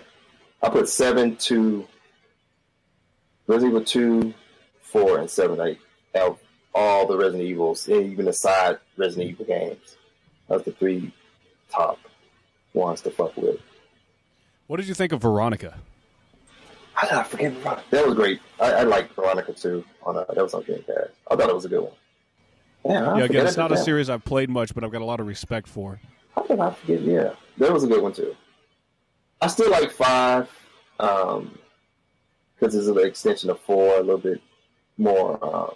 The menu, I think the menu system a little bit better. No, was that the one in Africa? Yeah. I remember at the time when that was coming out, when they announced that there was a lot of backlash because they thought that it was a racist, it had a racist agenda. Well, people can't take that. I don't know. They go weird with that stuff. At the time, I remember it was like, yeah, I understand that whole white dude come in that. But I look at it from a story point of view, why, it's like they've had white enemies and like, I don't know why people think you have to exclude for the sake of, if you're trying to do a story, let it be a story. Don't look so hard, some of the stuff they were looking at. I guess so. Yeah, I know there was a lot of. At some point, I mean, some of it I understood from. When you look at something like Tarzan, like white man came and just took over the. I used to hear that a lot when Tarzan was out. Right. This is imperialism personified into a game. Yeah, I didn't look at it that way. I looked at it as man's agenda. I just looked at it as I knew what I got. Like I'm getting it. It's a Resident Evil game. I understand what the story is doing. If you play the game, it's not. Play the game. You won't get that feel of the game like that. It's right. That's the thing is a lot of these people that get outraged by these games, they don't play games or they haven't played the game. Yeah. That, and if you ask me, there are a lot more serious problems to worry about. But at the same time, choose their little armchair battle. But at the same time, from an entertainment standpoint, and I understood to a degree what the complaints were. Being a black person, I understood how people can take that and take it the way they did. I totally understand it, but at the same time, well, I mean, the fourth one was in Spain, wasn't it? Yeah, but that's the thing. And then the outrage is inconsistent because it's like, well, why do people get outraged because they're black enemies? But you had all these other enemies too that were like ethnic. Nobody got upset over. Why is it just this one? And you start thinking of it that way too. It's like, just play the game. It's not that bad. And then people say, "Oh, they just put a black woman as a side character just to outset." Let's play the game, man. It's a very good game. Listen to the story. Look why they were in Africa. Take the story for what it is, and once you do that, it's like it alleviates all that. For me, when I played it, I didn't go in there like, oh my god, I want to see how racist the game was. I just wanted to play another Resident Evil game. I didn't really give a shit. And after playing it, I was very glad the way they did it. I wasn't. I didn't think it was anything racially motivated with it, or like I said, I understand from a black person perspective to some degree, but it. Well, I mean, a huge developer isn't going to consciously decide that they're going to make a race genocide game. I know, right. Intentionally. That would be career suicide. And I don't know how much contact the Japanese have with. We don't have a lot of it outside of Japan, but I'm sure they didn't think of it in that sense either. They just wanted to make a story centered in Africa. I remember even seeing not a synopsis, but somebody that was on doing the game was saying, explaining why the game was taking place here, and even giving credit to Africa being a central place for all syllables, like mankind and stuff like that. And he went back there to kind of experiment on these people. You actually feel sorry for the people because they've got experimented on. It almost make the white people look worse. Let's look at the real racists, the Umbrella Corporation. Right. but it's like, Blazing Saddles, the stuff they say. A movie that they could never get away with today. Yeah. But it's a movie. I mean, I used to have to explain to people, how you got to take a character. It's a character. If you want to make a story, you have to make a character a certain way. And you can't make them all fuzzy and stuff. There's a point, it's a reason why this character, you might do something to make a character that makes you want to hate that character or something about the character. But it's a story, and you can't have a story to me without some conflict. But to make it, you just can't please people. I don't think you're real. I'm just as bad with a lot of certain things too, but well, I think that's the problem, is that people are seeking to please people. Some people are seeking to please people in certain ways, but in other ways, they try to please them too much. Yeah, and that's what I learned. Not trying to please people, that I realized I can't please people, and I stopped trying to please people. is when I did that art project for my school. I was doing that posters for that company, for MCI at the time, and how people, my own people, were flipping out over a cartoon. I wasn't stereotyping a cartoon. I was like, well, I'm black. Why would I stereotype myself? But they still took something out of it and found an offense to it. I'm like, I can't. Well, even if you do, it's just... Sorry. Well, even if you do, it's done for humor's sake. I know, but I'm still, Right, people aren't going to understand that. Yeah.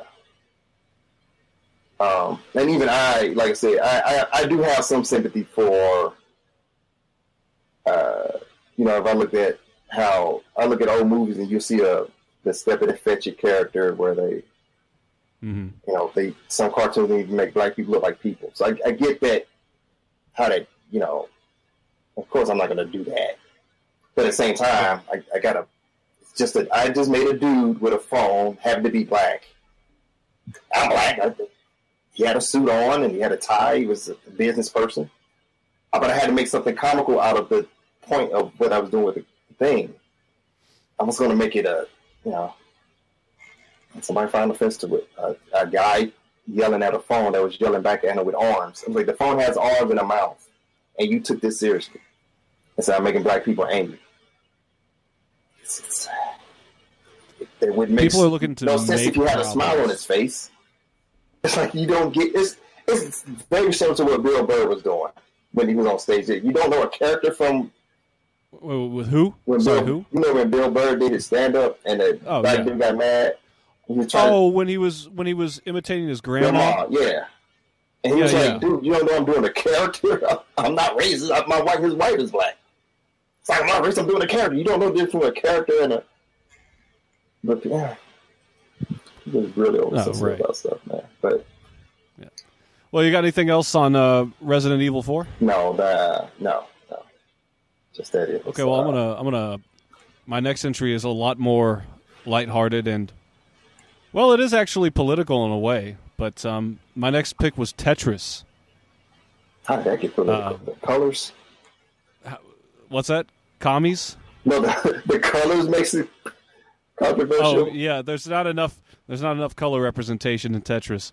No, even though the most popular version was in black and white. Yeah. No, Tetris, the political ties. I mean, I don't think I even need to explain too much why it was so influential. I mean, how many different puzzle stacking games did we see after that? Mm-hmm. But I was just going to say, and it's more of a joke than anything, when it was first marketed in the West, because they had to go through hurdles and hurdles to get it released in the U.S. because Russia was still communist at the time, and so there were certain sections of the government which either didn't want them to release it or demanded that they receive all profits from it. So when it was first marketed in the West, in some of the early commercials, they were joking about it, saying, this is a communist game that's being used to try and control the minds of those in the West. It's their secret weapon. And it was all tongue-in-cheek. Oh, God. But if you look at the original arcade version and the NES release, you had the I believe it's the Kremlin in the background. You know, that famous palace they have in Moscow. Yeah. It was the tagline was "From Russia with Fun." But it's a solid game, and it's maybe stood the test of time better than any of the other games that we have or are going to talk about. Yeah. Because the concept is so basic, but it's so addictive. And after that, you had Columns. Mm-hmm. I can't even think of all of them. I mean, we mentioned way earlier how they're re-releasing Wario's Woods on the Nintendo emulator. That's also based off of Tetris. Candy Crush. I was just about to say that. Whose mother or aunt doesn't play Candy Crush on Facebook? And that's a whole nother subject, the social media smartphone games. Mm-hmm. But I'd say it's the most successful communist mind control weapon that was ever developed. You probably say that for all video games. Well, Tetris specifically. To some degree. Oh, yeah. Yeah, as far as like being, distractions. Yeah. Because that's what it all is in the long run. It's just how grandiose of a distraction can we make? How elaborate of a distraction can we make? Oh, now it's such a big deal that people are calling it a piece of art. But yeah. So Tetris and Tetris single-handedly made the Game Boy an overnight success because that was one of the launch titles. I remember seeing the displays. Do you remember they had a Tetris commercial where a guy was playing against a robot on his Game Boy? Oh, yeah. I remember that. They were like, yeah. They were like on a molten volcano, and the robot was playing against him. Yeah. Yeah, that was a huge deal back then. It was a huge deal. I bought Tetris 89. 89 the Game Boy came out, and I bought Tetris, and I loved it, and I played the shit out of it, and then I played the shit out of it in the arcades. I remember the Tetris machine. We used to go to Gunther's Arcade in Columbia, Missouri, and there was the Tetris machine right next to Stun Runner, which I know was way off topic, but that was a hell of a game, too. Did you ever play that one? I think so. I would have to see. Stun Runner was the name of it? It was like the futuristic car game. It wasn't a racing game. You just needed to get to the end of the track, and you would go through tunnels where you could drive on the ceiling, and there would be these speed bars you would pass over, and you had to get to the checkpoints without losing all of your time. That was a fun game. I remember because I was a little kid, my dad would go with me, and he would be addicted to just the whole time. I would be going around playing games, and he'd be on Stun Runner for like an hour straight. I somehow did not play this. Fun game. I think it came out for some console, some obscure console eventually, but anyway, I'm getting off topic again, but Tetris, great game. Okay, so any other thoughts on Tetris? No, one is I don't think I got into Tetris until they made some. They had so many versions of it. I played one that was on PlayStation where it wasn't traditional. It was Tetris, but they had when things would come down, it would glue together instead of just stacking. Yeah, that was the beauty of Tetris, is there were so many alterations that they came up with. And I was more attached to that version than the original ones. And it was actually like based now. Right. Well, yeah, now anybody can play it for free on 1,000 different websites. But Tetris was based off of this Russian game called Tetrominoes, which you had a rectangular block and you had all of the different shaped pieces, and you had to find a combination where they all filled up the rectangle. And the creator, I'm going to butcher the name probably, Alexei Pahitnov, I think it is, he realized, one day he blew his own mind, I guess you could say, and he said, okay, this game's fun, but it's boring.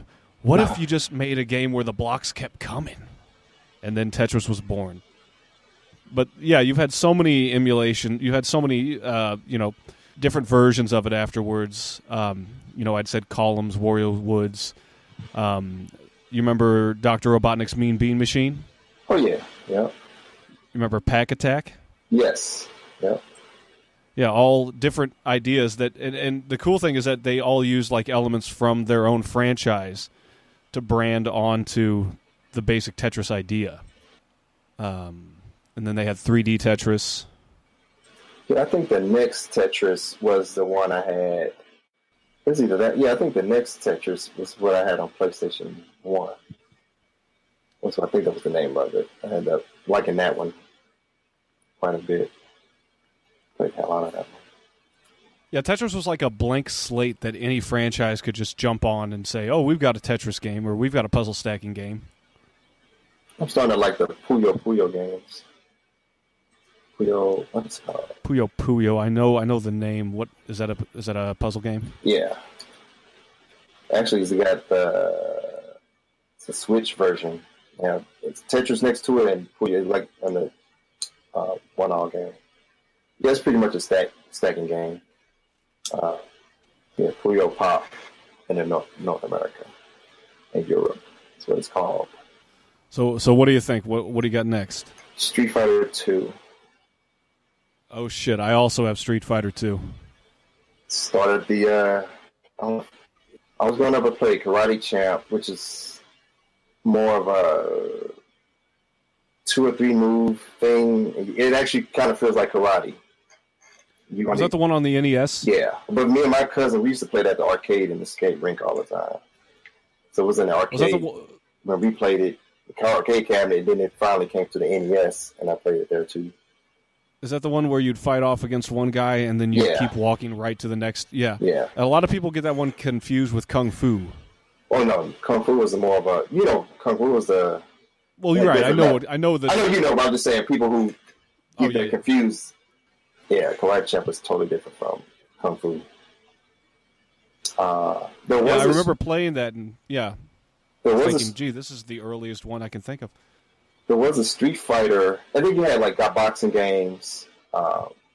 2 and beat 'em ups, but Punch Out and stuff like that. But that was different. What Street Fighter did with a game with either you box or fight was now Street Fighter 2. Yeah, because you've seen the actual original Street Fighter. Yeah. And then again, there's another one where they perfected it. Yeah. Again, perfected on shit.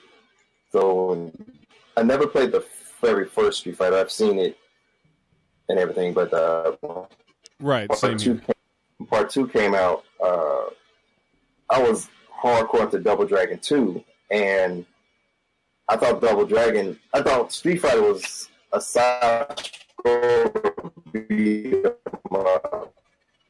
So I'm like, this Double Dragon? I don't like this. I never played a fighting game. I thought beating them up and fighting was the same fucking thing.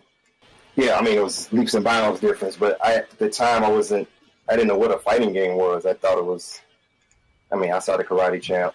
I didn't know the difference. I just thought you just went through stages. And I thought that's what Street Fighter 2 was. Until my friend introduced me to that game, and then it was a move from Dragon 2 that was similar to the Hurricane Kick in Street Fighter 2. I was weird about that. Like, oh my God, because I was so in love with Double Dragon 2 that anything similar, so I got into Street Fighter and fighting games in general. And at the time Street Fighter came out, everybody was doing a fucking fighting game. SNK had the Samurai Showdown. You had Virtual Fighter, Rampage, but that's after Mortal Kombat era and all that stuff. But I think Street Fighter was the game that kicked all that stuff off, even to this day. I think as far as fighting games are concerned, Street Fighter was a huge reason that it exists. You don't have most fighting games. Soul Calibur, SNK, all the SNK games, Capcom, they basically used a lot of moves inspired by the moves in Street Fighter 2. I know that some of your Street Fighter 2 fans are going to be more in favor of Mortal Kombat, where Mortal Kombat was more about the finishing moves and the blood and the gore. But and I liked Mortal Kombat, but I was always more about Street Fighter 2 because I thought that they had more innovation, besides just being more edgy, which definitely was Mortal Kombat's thing. I like both. I always like something that I can have at least a second version of something if I get bored with the old one, but still just play the old one. My favorite series now is Soul Calibur. I think overall, fuck Part 5, it's a piece of shit, but they for some reason fell off at Part 5, but other ones been solid. And they're doing 6 this month, so. But as far as Street Fighter, they had a good run. Well, they're going back to their roots with Part 6, so I'm having faith that they learn from Part 5 and say, we're not doing Part 5 like that again, or a game like. What did they fuck up in Part 5? Same They did nothing different in terms of what they did with the characters. The fighting mechanic was clunky. Had uninspired characters. It was almost like it was still graphically nice, still played well. It's just you can tell it's like when something kind of run its course, and it wasn't like it was basically more the same from part 4. It's like I might as well I can play part 2 and 3 and 4, which is pretty different, and not miss anything with 5. But they're going back with 6. Play mechanics are different. They're doing something different with it, but still keeping it based the same. They're not. What's the term they say? Don't if it ain't broken, if it's not broken, don't fix it. Yeah. Approach to some of the things, but they're also adding things and making it. Whatever complaints they had with 6, I'm sorry, 5. They're addressing it this one. So I have faith that they learn from that, make it solid. Part 6 game. Plus, my favorite character is back in it too, Kilik. One fighting game that I thought broke away from all of that was, of course, Smash Brothers. I think that they completely broke all the rules with your idea of a fighting game when they started in '99, and I think the big problem, of course, that a lot of the purists had was with. What was the Wii installment? Mm-hmm. Yeah, Brawl, because the physics were a little floaty, and that was, I think, an example of another time when a game got shit on because they got a little lax. And I know that Nintendo argues that they did it because they wanted it to be a little easier, but still, I never had a problem with it. But a lot of people did, especially like the whole fan base. I mean, I consider myself part of the fan base, but I didn't care as much. Yeah, I get, what's the second one? Melee? Yeah. Melee is the better one for competitive playing, but I don't know, that was my own little vendetta because I feel I wanted to justify my Brawl love anyway. Yeah, they still play that Melee at Evo. That game is like never goes away from Evo. I have when Smash Brothers came out, me being a fighting game Nazi at the time just didn't count that as a fighting game. I was like, I like it. I just don't count it as a fighting game. Like, get the fuck out. I mean, it's different crowds. It's different. It's the more traditional game crowd, they're going to be more dismissive of it. Yeah. So, but I'm gonna buy the hell out of the new Smash Bros. Coming out. So what does it say about me? Right. I mean, it's got its own brand of badassness. It's got its own reasons why it fucking matters so much. So I kind of look at it as that alternate universe of fighting games where it's a fighter, but not my traditional one, but it's still fun as hell. And I don't any good Smash, but I don't pass the Smash Brothers games. It's just too fun to play. Right. The only one I didn't get was the Wii U one. So you got anything else? Yeah, I think too the move in terms of how you execute moves with Street Fighter was, I guess, revolutionary too. Or one of the first of its kind. Everybody copied that style with the forward down back. I mean forward down forward, which is an uppercut with a down forward. Forward down forward. Down forward, it's a fireball move. Most fighting games even have that mechanic where it's a fireball move. Everybody call it the fireball or the uppercut move because it has that same motion to execute certain moves. But yeah, that game influenced so many other fighting games. I mean, it influenced the dictionary too. In general, they invented Hadouken. Yeah, I remember there was a song by was that Above the Rim soundtrack? There's a girl named rapper. Her name was Afro Puffs.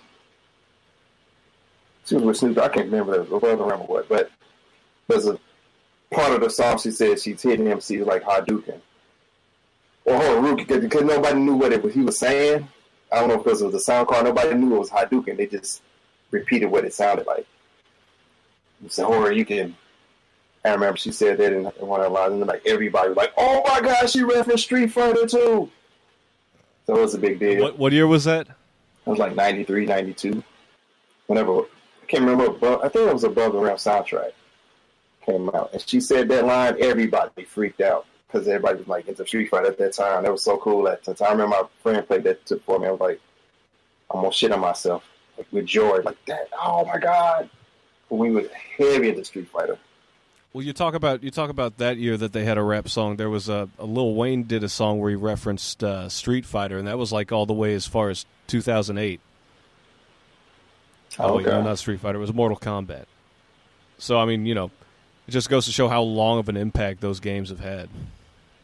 Yeah. So, but yeah, that's my game that I feel influenced the whole genre, and to this day is still around. Yeah, and it's strange how they really haven't changed that much. I mean, they have, they've had deviations, but that's the thing with Street Fighter. I can still play each one of those games because they all had something different about them while still maintaining the base. Each one, like Street Fighter Alpha, had an RPG kind of element to it where you could level up certain arts and attach it to your character. And they did something with this Alpha series, and then so they started like putting in a progressive system. Yeah, and then you had Street Fighter 4, which was different from 3, and then I think Third Impact. I think Third Impact. That and Capcom vs. SNK is probably my two favorite out of the series. But what was so cool about Street Fighter 3, Third Impact, I think was the name of it, subtitle. The animation, I've never seen but that game, the animation style in that game, I don't know why they didn't continue that in other games, but that was 2D stuff. But the animation style in that game was just flawed. It is like, wow. And then the presentation with, I have to say so much more with Capcom vs. SNK 2. The presentation of that game, the way the game was, guy would announce the game, and just the overall feel of that game is probably, was probably my favorite too, out of all of them. As far as that series is concerned. Mortal Kombat, I only liked 2nd and MKX. I think they had got to the 3D thing and it kind of fell off, and it was better in 2D, which is where MKX is kind of a pseudo 3D thing. It's not a full 3D, but like 3D model characters in a background, but it's still 2D fighting, playing. But yeah, but that's what I'm saying is that like a lot of it the crucial elements of it have pretty much stayed pretty close to where they were when they started. Yeah. So here's another thing that I always think about when it comes to Street Fighter 2. You don't hear people talk as much about 3 and 4, not to take away from those games, but just to entertain something that I think about all the time. How many fucking different updated versions of Street Fighter 2 came out? How many editions came out after it was first released? And how many years it was before we actually saw a Street Fighter 3? So Street Fighter 2 came out in 91, February 91. Mm-hmm. And then I'm looking at Street Fighter 3. It didn't come out, let's see here. First release was in Japan Arcade, February of 97. So you're looking at a 6-year gap, which isn't that uncommon for a game series, but it's funny. I wonder why they just kept releasing so many different installments. I mean, yeah, money. Because people kept buying them. People kept buying them, exactly. It's just for a fighting game, it doesn't seem... That seems like an unusual gap. Well, that's like I said, back then, Street Fighter and MK, I mean, after the dust settled, I said, I guess the biggest, like I said, if you talk about, depending on what was in Japan, but here, Street Fighter and Mortal Kombat was like the top 2 games at that time. You had Killer Instinct and you had Virtua Fighter, Tekken. But after that, I think people kind of moved on to other fighting games because kind of like, won't go to 3. What would the third one be like? And people by that time, other fighting games have kind of like Tekken caught up with them. So yeah, when Tekken came out on PlayStation in Part 2, and people started gravitating to that game, and then you had, Soul Blade, which is the first Soul Calibur actually game, and then all that took off. So, but again, Street Fighter found a way to be relevant somehow, even amongst all of that. Yeah, I think all of it goes to show in the fact that it was on both of our lists, just how powerful of an influence that game has had. I think that one more so than a lot of the other ones on our lists. Literally changed the game. Made the game. Do you know the genre roguelike, right? Who? Roguelike. Mm-mm. So that's any game where as you keep moving through the level, it's randomly generated. Oh, that's what they call it? Oh, okay. Yeah, so I watched this video from this guy on YouTube, Mark Brown. He's talking about level design, and he said the term roguelike actually came from this game on ZZT back in the 80s that was called Rogue, and it was the first game that randomly generated levels. And so that's where the genre got its name from, because it was roguelike. But it never became something else like some other game genres. They develop so differently from where they came from that they get their own name. And so he was making the argument, should we have a Souls-like genre?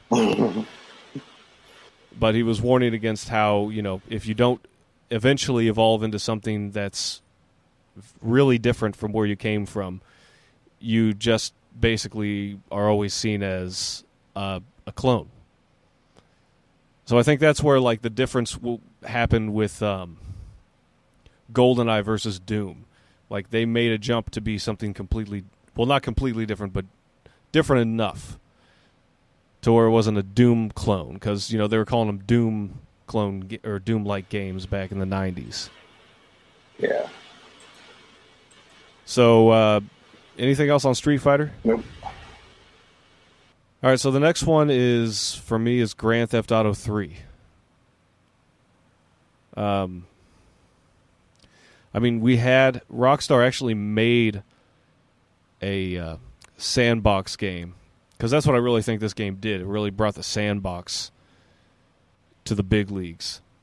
But before that, there was a Super Nintendo game they'd worked on that was kind of like that, but it sucked. So I feel like Grand Theft Auto 3 came out at the right time on the PlayStation, and again, it really did well with its mission-based levels. I know the game hasn't aged or matured too well, but because of that, you have the Red Dead series, you have Far Cry. You could argue that you have the massive openness with games like MMORPGs. Sandbox games again.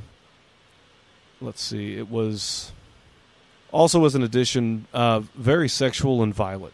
Those are, really popular parts of the series that continued to go on. But I don't know. What are your thoughts on Grand Theft Auto 3 specifically? Again, I was probably on the person on the planet never played it. You never okay, wait, did you never play any of the Grand Theft Auto games? Briefly played, I'll say the fourth one. I just didn't care for it. I never cared for the series that much. Well, what had you played that's similar? Saints Row. And what do you think of that? For some reason, Saints Row fits my personality because it doesn't take itself seriously, especially 3 and 4. I always liked it a little bit more. It's the same freaking game almost, but I don't know what about Saints Row I kind of like more than Grand Theft Auto games. Now, I'm sure if I played Part 5, for example, I'd be into it. I just think that Grand Theft Auto 3 came out at a good time to basically get like the larger world ideas into high gear. Mm-hmm. That they started influencing, more developers to make games like that. And I think for a time they were doing really well. But I thought their best points, the Grand Theft Auto series, not Rockstar, but just the Grand Theft Auto series, I thought their strongest points were through the PlayStation era. I thought they made the most impact there. With what was the 80s one that they had, and then you had the California knockoff one, San Andreas. They were just really fun, really thorough games. They were open world. If you wanted to complete the missions, you could. If you wanted to snort cocaine and jump off the top of a skyscraper and kill yourself, you could do that as many times as you wanted. The danger of total freedom, completely displayed in a video game. Before so many other series went on to do the same thing. So that's my case for GTA 3. And speaking of Grand Theft Auto, Part 5, I think it's still at full price. And when did the game come out? Like, the game still sells. Yeah. That's insane. And I was like, when does the next one come out? They don't need to make another one. They make so much money off this one. But they're about to make some more with the Red Dead, so... Well, you heard what the developer of Fallout said about this new one. Mm-mm. Yeah, I mean, I don't believe he believes himself, but he said he doesn't expect people to ever stop playing. Part 5. No, the new Fallout. Or is that 5? The new Fallout. No, yeah, I'm talking about, the developer of Fallout 5, he said, I don't expect people to ever stop playing. And he brought up the argument about some really old MMORPG. He was saying, well, look, people still sign on to that. So I don't believe that he's serious. I don't believe that he really thinks that. I'm confusing. He's saying people will still be playing Grand Theft Auto 5 or Fallout 5? No, the new Fallout. The new Fallout. Oh, okay. Yeah. Shit, who makes Fallout? Ubisoft. It is Ubisoft. Grand Theft Auto. Fallout. Jesus Christ. I always get those two. I do that all the time. That's a 5 for Fallout? Jesus Christ, that's Fallout. I'm tripping, dude. All right. Fallout, the new one that hasn't come out yet. I thought it was called 76. 76, that's right. I knew it wasn't a number, it was a year. Oh, okay. Yeah. So the creator of Fallout 76 is saying that he expects people are going to play it forever. It depends on what he's planning on doing with this, because people still play WoW. People still play EverQuest. So whatever they're doing with this one must be why he's saying it. I haven't played it, so I'm assuming it's going to have some element of, I guess, going to go beyond single player stuff. Yeah, he's going to do something to put it on that EverQuest level. Oh, okay. No, I mean that's if that's what he means, I would imagine that would be the way to go. Well, yeah. You're not going to focus on just being updated. You're going to have this element that makes you fucking timeless. It's good. I'll be about it. I like the Fallout series. Yeah, I mean if they can transcend just being it's a Fallout game, and I know to some people they already see it like as that big of a thing, but to have it put into the list of one of the great games, maybe another inspirational game even. Mm-hmm. Maybe if we do this list again in 5 years, 76 will be on it. I'm looking forward to it, I can tell you that. Hope it turns out the way I'm hoping it will. Yeah. Well, what's the date? What's the date for that? Is there one? I don't know. Yeah, November 14th.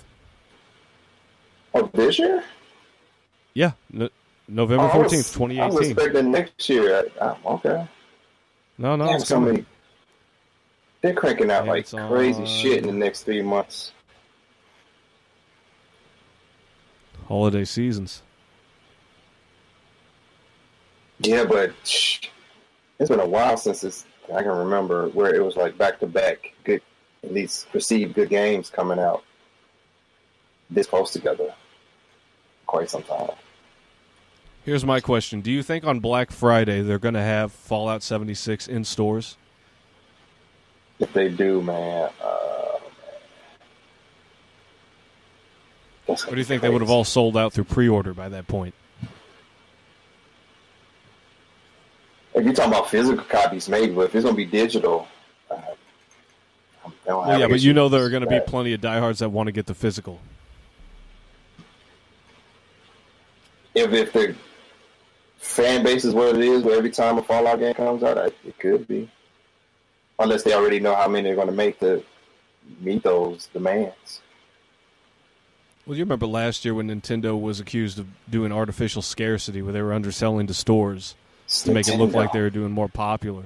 That's Nintendo, I know. man. Yeah, I know. But, I mean, I wouldn't put it past Microsoft or Sony. You know, I think with this is that they don't seem the type that would do. They would need to do that. If anybody, I would think they would not be the ones that need to do that. Yeah, less likely. But still. Anything's possible, but I don't feel like they'll be the ones to do something that ridiculous. I don't know. Nintendo just frustrates me with their limited release. I mean, unless they're doing some kind of I don't know about the scarcity thing, if that's true or not. limited edition. I mean, when they version. cut off like the NES Classic. Sorry, what? So unless they're doing some limited edition version where you're gonna pay over $100 for it, could run out. I'm sure people will just stick with the standard stuff, and they'll have plenty of those digital too. I mean, that'll be fine. I don't think they'll. Yeah. I think people are turning to digital stuff too. I don't know what the numbers are on that, but I just don't see them being the company that would do something like that. But anything's possible. I don't think they would be the ones to do that. So where does that leave us? I guess my next one would be Pac-Man as one of the most influential games on a level that it's an iconic character. It's had a cartoon. It's the way I think I remember the way this game even came about was they were eating pizza and it was in the shape of one of the slices were out and it became the Pac-Man character. Called Puck-Man in Japan, 1980. Came to the States. Midway Games released it as in October of 80. Called it Pac-Man. The thing even had I remember we bought Pac-Man cereal back in the 80s. That's how big Pac-Man was. And it's still around to this day. Yeah, and in the 90s they tried a lot of different Pac-Man versions. You had, what was that Pac-Man, like, platformer? What was that called? Pac-World? Yeah, I think it was. I got that on GameCube. They had all the different 3D versions of Pac-Man, and then, of course, they had Miss Pac-Man, they had Pac-Man Jr. Those were just the starters. And then, of course, you have, what is it? The game had 255 levels, and if you got past that, it would actually start glitching. Yeah, I heard about that. But that game, it's Super Pac-Man. This is one of my favorites, too. Pac-Man Plus, I did not care for that much. But one of my favorite kind of off-the-wall Pac-Man games is Miss Pac-Man's Something Maze on Dreamcast. Played the shit out of that game. I still have it. That's one of my favorite Pac-Man games outside of It's the called McPac-Man's what? Or Miss Pac-Man's what? something Maze. I can't think of it. It was on Dreamcast. Dreamcast. It was. It didn't do the adventure thing that Pac-Man World did. But it still did a Maze. Maze Madness. Yeah. Miss Pac-Man Maze Madness. Me and my friend, I don't know if I want to say his name, but he had it on Dreamcast too. Me and him played the holy hell out of that game. We loved it. It's simple. It's not nothing revolutionary or nothing like that. It's kind of dated, but it is one of the off the wall, more fun Pac-Man games. I still enjoy fucking around with every once in a while outside of the traditional maze ones. That one and Pac-Man World is probably only two I really care for as far as that's concerned. But I say Pac-Man was a pretty big deal. I think everybody recognizes Pac-Man. Toru Iwatani was the designer of it, and Namco developed it, published it, and all that. So I feel Pac-Man was the most influential games. I don't know what. I remember some knockoff maze games back on Atari, but I think it's kind of a league of its own. I don't think nobody really copies Pac-Man. Really like like Tetris has kind of been done. Pac-Man has. What about Dig Dug? I never looked at that as a Pac-Man like ripoff or trying to be like Pac-Man in some kind of sense. It was I don't think it is. I don't think it is either. I don't think it is either. But I was just. Yeah, I just brought it up because I think it's kind of curiously coincidental in some ways. Well, I remember when Joust and Popeye, even Popeye was kind of like, that was a weird game. Well, what was that balloon game? Balloon Fight? Yeah. Rare on Nintendo? That was similar to Joust. Right. Yeah. But Joust was a big deal back in the 80s. I used to play Popeye and Burger Time. I'm trying to remember what. Anyway. Yeah, I can't think of any game that came out that was made like. I think if they did, it would copy too much from Pac-Man. I think with like Tetris, you can always come up with something different and kind of. It's like, yeah, it's like Tetris, but it can be its own thing. I think anything try to copy Pac-Man would be Pac. It's like. So couldn't you say that Pac-Man inspired games to not be like any other game? I don't know. This is like with Sonic. I couldn't really put a finger on why I thought Sonic was like this. But I feel like Pac-Man, to me, as a video game, especially in the 80s, right before the video game crash, that there was a big deal back in the 80s. It was a huge. I think it opened the doors from other games. I don't say open the doors, but I think it made arcades popular. And I think it had some impact on that time in terms of overall games back then. Centipede, especially with Midway stuff they were coming out with, or their cabinets. So, I think Pac-Man had some impact on the gaming or the arcades, especially back then. Oh, definitely. I mean, it's one of the most iconic. Before Mario, what did you have? Yeah. As far as faces go. Yep.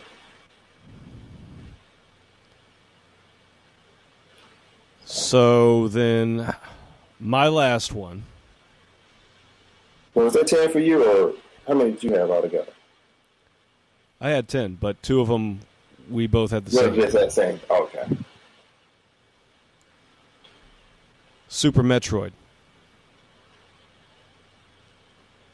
And it is the most playable, I will argue, the most playable Super Nintendo game today.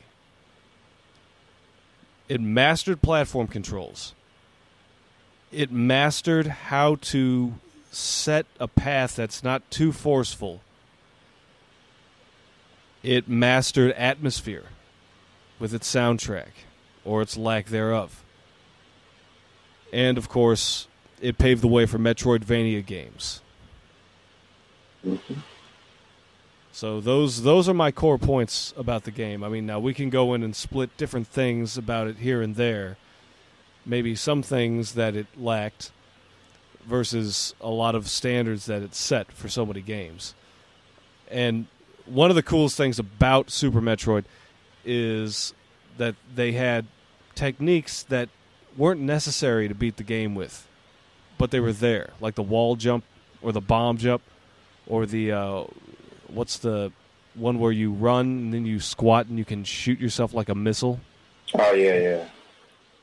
I mean, it had a cool story that it was able to tell while being minimal. The graphics were great. 24 I really don't minutes have of many power. complaints about the game. 24 minutes. Was that the power of the cart?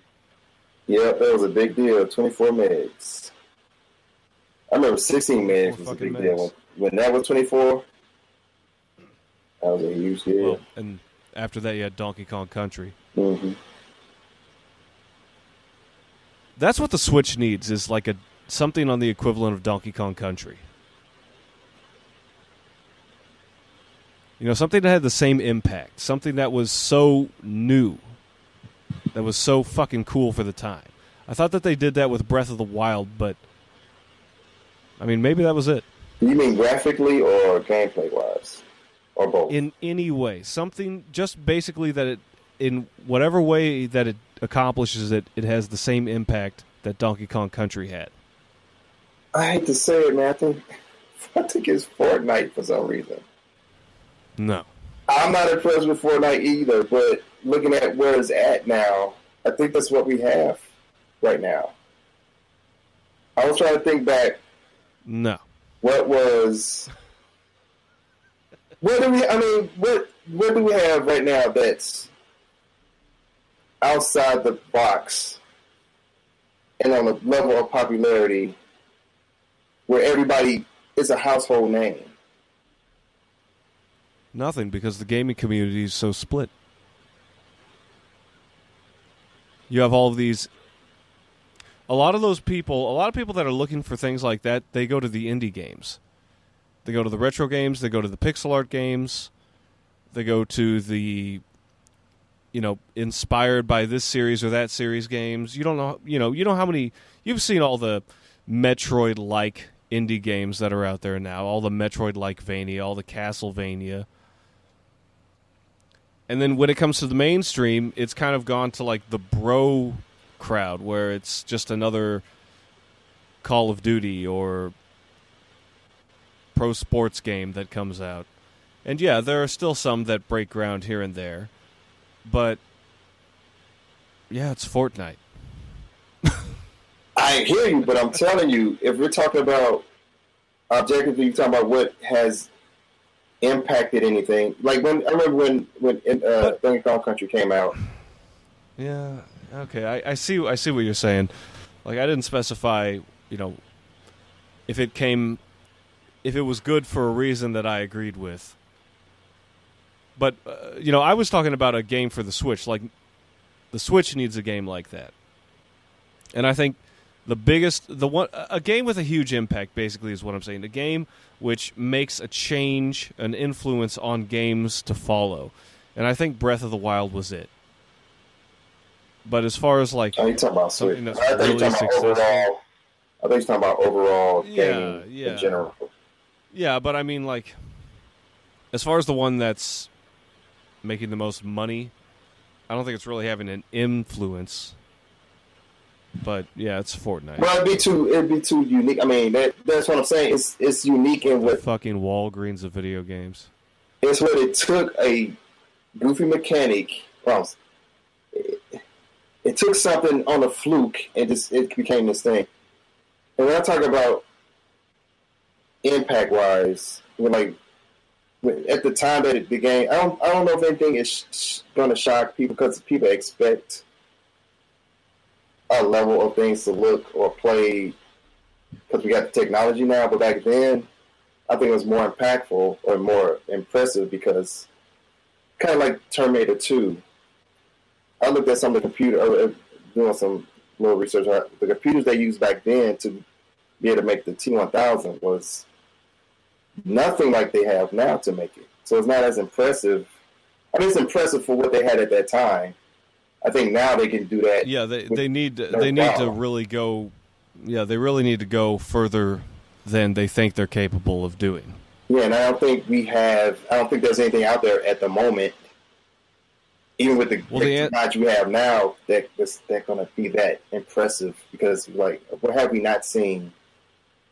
Well, I think the difference between now and then is that back then the difference was see how complex you can make things with what you have. Now it's see what you can find in simplicity. And that's why I don't think there's gonna be anything on the Switch or any platform unless technology gets to a point where it's, I guess, 3D models in front of you. Outside, I don't think there's anything that's going to be that impressive. Well, I think what they need to aim for now is something that hasn't been done with something that we already have. That's why I said maybe taking something off the. I don't know if it's going to be with virtual reality. I don't know if it's going to be with being able to not have to use glasses to play a game, or it doesn't have to be on TV. What's the thing? I can't think of the thing Microsoft did where they took the object and set it on the table, and it's like you can play it in the 3D. Oh, you mean a hologram? Hologram, yeah. I mean, unless we get to that point, that's the only thing I got to figure out that's going to be impressive. But right now, we're just kind of stuck in a like when Donkey Kong Country came out, I thought nothing was going to be better than that. And then, of course there was, but the impression I had with that game on the Super Nintendo was like, wow. Current technology, I don't think there's going to be anything. Honestly, they do some new IP that's just going to blow the socks off everything. I think everything is pretty much you're kind of stuck in the Pikmin. Same old sequels and rehashes of everything. Right. And Nintendo did that with Pikmin. They made something new, and even though I don't get it, Splatoon, which honestly, that's more of like a King of the Hill game. Like you need to capture as much territory as possible. But I guess unfortunately, taking the world by I think unfortunately, whatever's taking the world by storm is Fortnite. They did something. They took something simple from a game that flopped, pretty much was the original Fortnite, and they on the fluke just said, let's make a battle royale version of this game, and whatever, fuck it, and it blew the fuck up. Just from a last man standing genre, and put a building mechanic in it, and it's what it is now, and it's pretty simple. It's a cartoony game, and it's somehow blew the fuck up. Yeah, and I hate it, even though I've never played it because I'm an asshole like that. It's fun. It's a fun game. It's a fun game. It's just I prefer the more realistic. And I hate when people. And I'm a cartoonist, and I like different types of art. That's the same problem Jet Set Radio had. It's cel shaded graphics. I don't want to play this. And it kind of missed out on a good game because they. Well, yeah, that's what happened with Wind Waker. So I heard people say the game looks like a cartoon. Like, well, most games you play is kind of like a cartoon. What are you talking about? There's people arguing for hating it. It's too cartoony. It's like. Well, didn't you say you had the same issue though? No. With like some of the more simplistic platformers. No, I said character design in terms of me personally, more of a character design, not the way, because I was crazy about cel shaded games. I love the Fortnite. I'm sorry, Jet Set Radio and Fear Effect and some of the games that had that cartoony look to it. I always liked that. From a now, if you took that character, like that type of graphic design, and kind of had a shitty design character, I didn't like it. I was a Nazi when it came to character design. Like, me liking that character look kind of influenced me to play the game or not. I know it's weird, but I think that's a part of me that when I do cartoon characters and stuff, I try to make them, I understand style, but if this is a shitty character design, I'm like, I'm real harsh about those. And it may be a fantastic game, but I'm weird like that when it comes to that character designs. I think Fortnite has some cool character designs. I like the art style. Which one? Fortnite. I like the art style, and I like the different outfits and stuff you put on the character and stuff. I kind of like that. If I was going to play the game, I prefer it on PC, but like I said, Blackout. I can't believe I like the Call of Duty game. What the fuck? Yeah, I don't know, man. That's entirely you. I mean, the zombie survival mode's fun. I'll give it that. But that's where I draw the line. I'm just not into the same game, the same war game, and I'm not saying the games are bad. They're just not for me. Bro, I'm trying to tell you, I hate them too. I don't know why I like the Battle Royale. I can't explain it. I'm being honest. Anything I take pride in is that I'm honest with myself. Yeah. I can't believe I like that shit. When they were playing it on Twitch, the BR, they were like, I want to play a BR game, but I don't care for Fortnite like that. I like it. It's fun. It's fun to play, but it's not for me. And Battle. What do we got? I'm trying to think. There's something dumb that I like. There's something that I consider dumb that I like. There's trying to think of like a bad game or something addictive. I like a lot of those like simple phone games, like the Snake Eating the Apple. Yeah, I don't know. I like WarioWare, and I understand that's stupid as fuck, but it's hilarious. That makes sense to me. I think most people like. I don't care what people like or don't like, but I think I understand why people like WarioWare. I can understand why people hate Call of Duty. I'm one of them. I have no fucking idea why to be the Battle Royale part of it. Blackout. Call of Duty. I can't believe I'm fucking Call of Duty. If I could tell you my hatred for that series, there's no words. But when they played that, I'm like, oh my god, I can't believe I like this. I want to get it again. I want to get that. I'll tell you one. Did you ever play Dragon Quest VII? Yes. Okay, so that game was long as fuck. Yeah. And for me, I liked just the JRPG so much, I played through that shit. Mm-hmm. I don't remember how many countless fucking scenarios you went through, how many towns you had to save, how many bosses and separate stories you had to fight. There was probably, I don't know, 40 different stories that you had to go through that were all connected to this bigger plot. And then you had all that endless grinding and the same music playing over. But I loved it. And I did the same thing with Dragon Quest VI. And I realized that it's fucking dumb. And you keep fighting the same monsters over and over in front of the same backgrounds, listening to the same music. That's why I would fucking turn on the radio. But I played it anyway. And the funny thing about Dragon Quest VII is I never beat the final boss. I got all the way to him, and I decided, you know what, I'm far enough. Fuck it. I got Dragon Quest VII on 3DS. The remake they did, they remade it. Shit. Yeah, that's right. Yeah. Yeah, I got that on 3DS. So I don't know, man. And did you beat it? Did you fight God? I haven't even started it. It's just one of the games I got. I was like, I get to it when I can. I got this other stuff I got to beat, but yeah. Okay, I said Pac-Man. What was your game after mine? My last one was Super Metroid. Super Metroid, okay. Because we had two of the same. So you're up next. Oh, well, my let's say my spiel on Super Metroid real quick. I remember when I think the music, well, it was always, I remember back then, there was always one element to the game that made me go buy the game. It was the fact that she did that run that when she ran fast, when you got that speed boost, I forgot what you call it.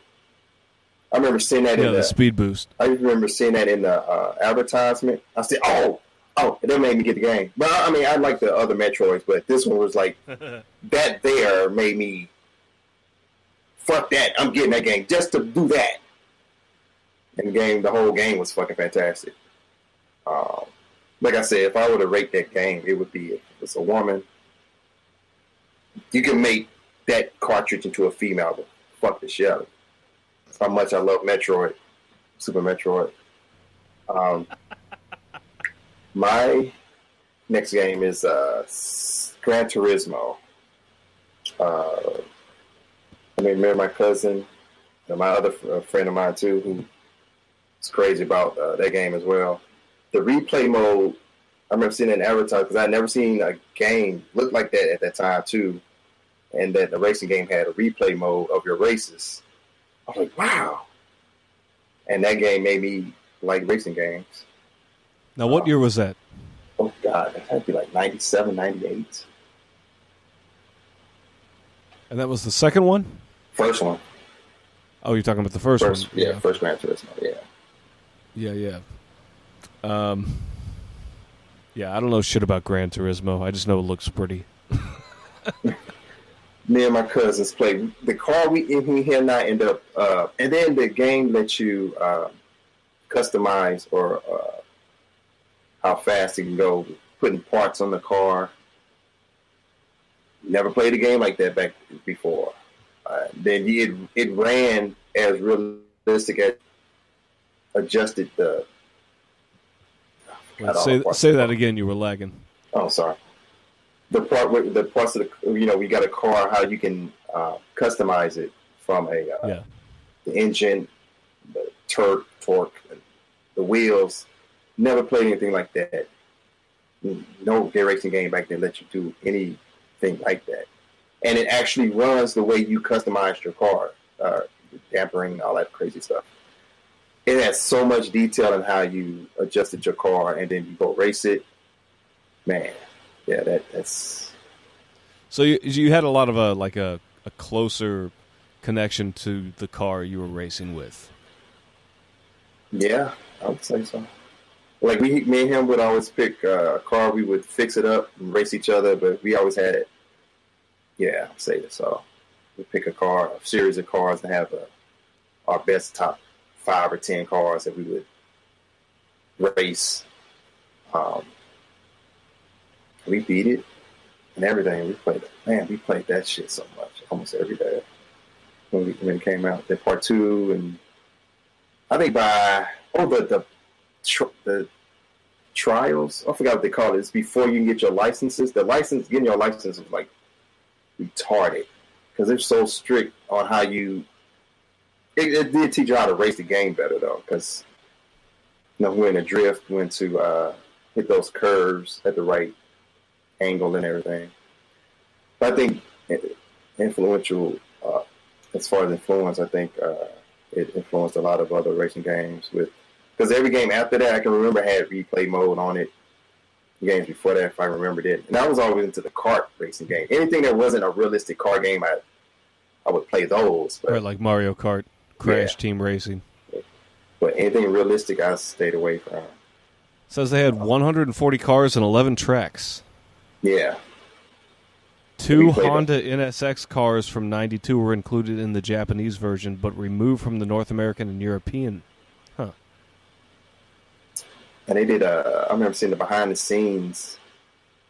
Man, they would take. I mean, they went through just to get the correct engine sound for each car. They weren't fucking around with like trying to make this an actual, make you feel like you actually could, if you can't afford this car, we're going to make you feel like you can. This is how it feels to drive one of these. This is what it's like, bitch. That's what it's like. It says in the arcade version they had a 67 Chevrolet Corvette and a 98 Roadster. That game was so fun.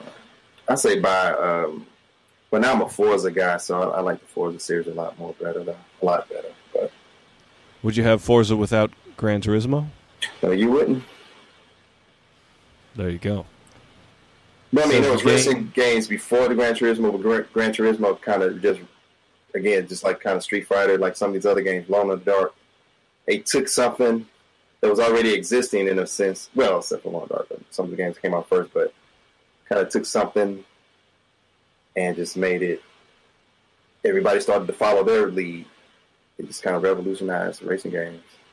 Says IGN gave the original a 9.5 out of 10, GameSpot an 8.6 out of 10. It won the Best Simulation of 99 in the Spotlight Awards, Best Driving Game and Best Graphics of 99, according to the staff of PlayStation Official Magazine. Voted 6th best game of all time by the magazine's readers in the same issue. Yeah, people love the fuck out of that game. Yeah, I'm telling you, man.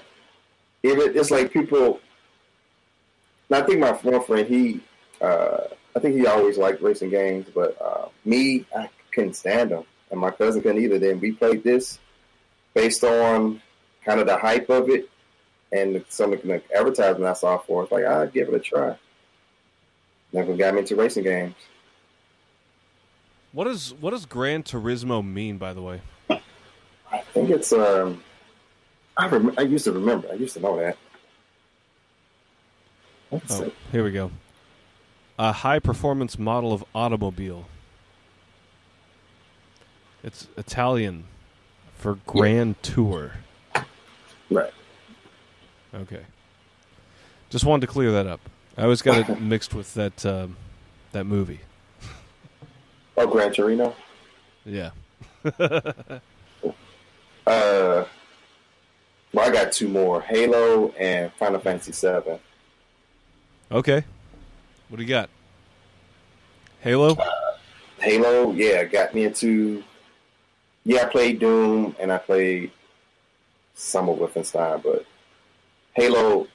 I always liked games that wasn't realistic. So if it was an alien, I could shoot aliens or something like that. Like when I just said Gran Turismo, if it wasn't a simulator, if it was like something cartoony or a hovercraft like Wipeout, I was into those. But I hated first-person shooters. I always wanted to see my character. Like I said, I'm a weird with character design and wanting to see my character. When I played Halo, when I got my original Xbox, again, it was another hyped-up game. I was like, I got to see it. Why is everybody? I played that shit. And there was another one of those games. Once I beat it, I played it again. Beat it and played it again. It was that fun to me. Halo got me into first-person shooters. If it wasn't for that, I probably wouldn't have been to Fallout and stuff like that. Or Metroid. Now, I remember... Or Metroid Prime or any of those things. Now, the first Halo came out before Metroid Prime, right? Oh, yeah. Yeah. Oh, yeah. Yeah. Now, I played Halo. I've done LAN parties. It's fun, but I think I would have liked it more if I had actually tried the single-player campaign mode. Yeah, I think to me the biggest, at least for me, was the story mode of those games. Yeah, I only got to do, because I never had an Xbox, the multiplayer games. A big thing that was new to me, well, not new, it was new to me, is the jumping physics. Mm-hmm. It's hard to get used to because I came from like an older school of first-person shooters where your jumps are a lot more grounded, and I just feel like I didn't get a chance to play it enough. I can't say I have enough experience with it to really have a harsh opinion on it. What was it about Halo? Oh, like I said, for me was the weapons. It was in space. It wasn't like a military shooter or nothing like that. It was the hype of it. Then what drew me to it too was I could shoot aliens.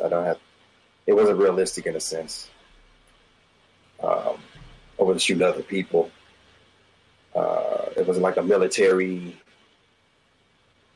Desert Storm simulator. It was like I'm a space dude in a suit with space guns, which made me like it.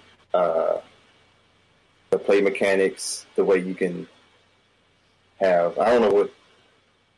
No, I remember Doom. The camera was always stuck. I mean, the gun was like stuck in the middle of the screen, so the sound felt like the background rotated with you. But Halo felt like at least for me, that's what it felt like. But Halo was all, the move. I like the jumping. I like especially the weapon. I think the weapon was the best part of the game. And then you can get into third-person view and drive the vehicles and stuff. And I think if I'm not mistaken, I think the first Halo, or when they were developing it, it was supposed to be third person. Ended up changing it to first person. Bungie is they've been one that created it. They created another game before. Oh, they did. Do you remember Ani? Well, yeah, I didn't have a PlayStation, but they did a game called Ani. Ani? Yeah, they came out on PlayStation 1, I think. Oh, yeah, vaguely. I think what game they had before that. Nah. Mac Action Site. I don't remember those. Marathon. So it says Ani was developed by Bungie, Rockstar, and the Omni Group. Then they had a game called Marathon, which was, I think, first person.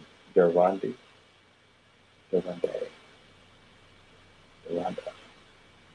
Marathon 1 and 2, I think. And then they got into Halo, Windows and Macintosh, blah, blah, blah, blah, blah. Yeah, so I think some of the mechanics in Halo inspired a lot of the first-person shooter games we play today, too. So that's I think Halo was one of the games that was a huge influence on the first-person shooter genre.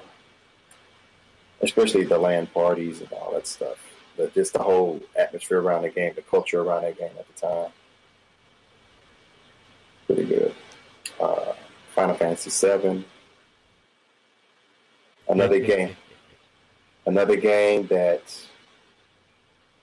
Mystic Quest was my first RPG, and I hated RPGs from that point on. I said, I'm not touching RPGs anymore. What the fuck am I playing? This is bullshit. I got to read. Why the fuck am I playing a game? I got to read a book. Why am I playing this? Then again, when I saw the articles on Final Fantasy supposed to go to the Nintendo 64, I like the sprites or the super deformed. You remember the demos they had of that? Oh yeah. When they still had the Final Fantasy VI characters? Yeah. So there was a lot of hype around this game. I was like, I don't want to miss out. So I ended up getting it. I don't remember the night I bought it. I don't remember the night I bought it, but I remember getting it, popped it in. I was like, man. I kept on with it and kept on, and then the story. So yeah, that intro scene is pretty intense. Yeah, and the story element, I think the story really got me, because I wanted to know what happened, and it just kept me into it. My favorite part of playing that game was getting the Knights of the Round and doing those Chocobo. Is it Chocobo or Chocobo races to get Chocobo to get the. I forgot what. What did they call those? The orbs. What are they called? Materia. And I did all that to get Knights of the Round and then I got Mime. A material called Mime, so I can repeat the attack on Sephiroth. That shit was so fun. That's probably my most memorable experience with RPGs, which got me into other RPGs, and just the time that I played it. Well, I'm glad you mentioned FF7 because that was definitely another probably after Ultima and Wizardry, that was probably the most important RPG to follow. I mean, how much did you have after that? It was ridiculous. That's what won the West over with JRPGs. Yeah, yep. And I remember, I mean, even to this day, Cloud is still most Final Fantasy characters from. I mean, I can't think of any that's as popular to this day as that group, Tifa and Cloud and Sephiroth. That version of Sid. Yeah, and you can't. Yeah. Even the city, like that fighting game. It's like a arena. The city. Is that what it's called? Well, no, that was the one that was like a combination of all the ones. You're talking about Air Zig or something like that. No, there's one called, Air Guys, but there was another one called Air Guys, yeah. There was one that came out on, I think, PSP. It's Cloud, Sephiroth, and some other characters. It's it's a fighting game. I'm not sure.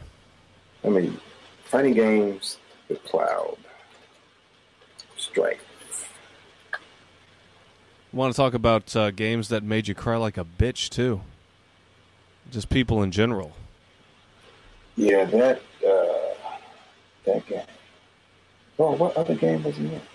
Yeah, that scene with I heard my friend. He was like, "Dude, I leveled this girl all the way up just to have that happen." And my first thought was, "Get Phoenix down. That should work." What? Yeah, right. It never failed in combat. That's what kills me about video game logic is that what happened in the cutscene in the character, but the gameplay doesn't. It's totally like I should be able to use Phoenix down to get her. Let's go. What the fuck? That wouldn't look cool in a cutscene though. I know. I'm just saying. I know. No, I know. Like logically, why would this work here and not there? It makes you because nobody got stabbed in any of the fights.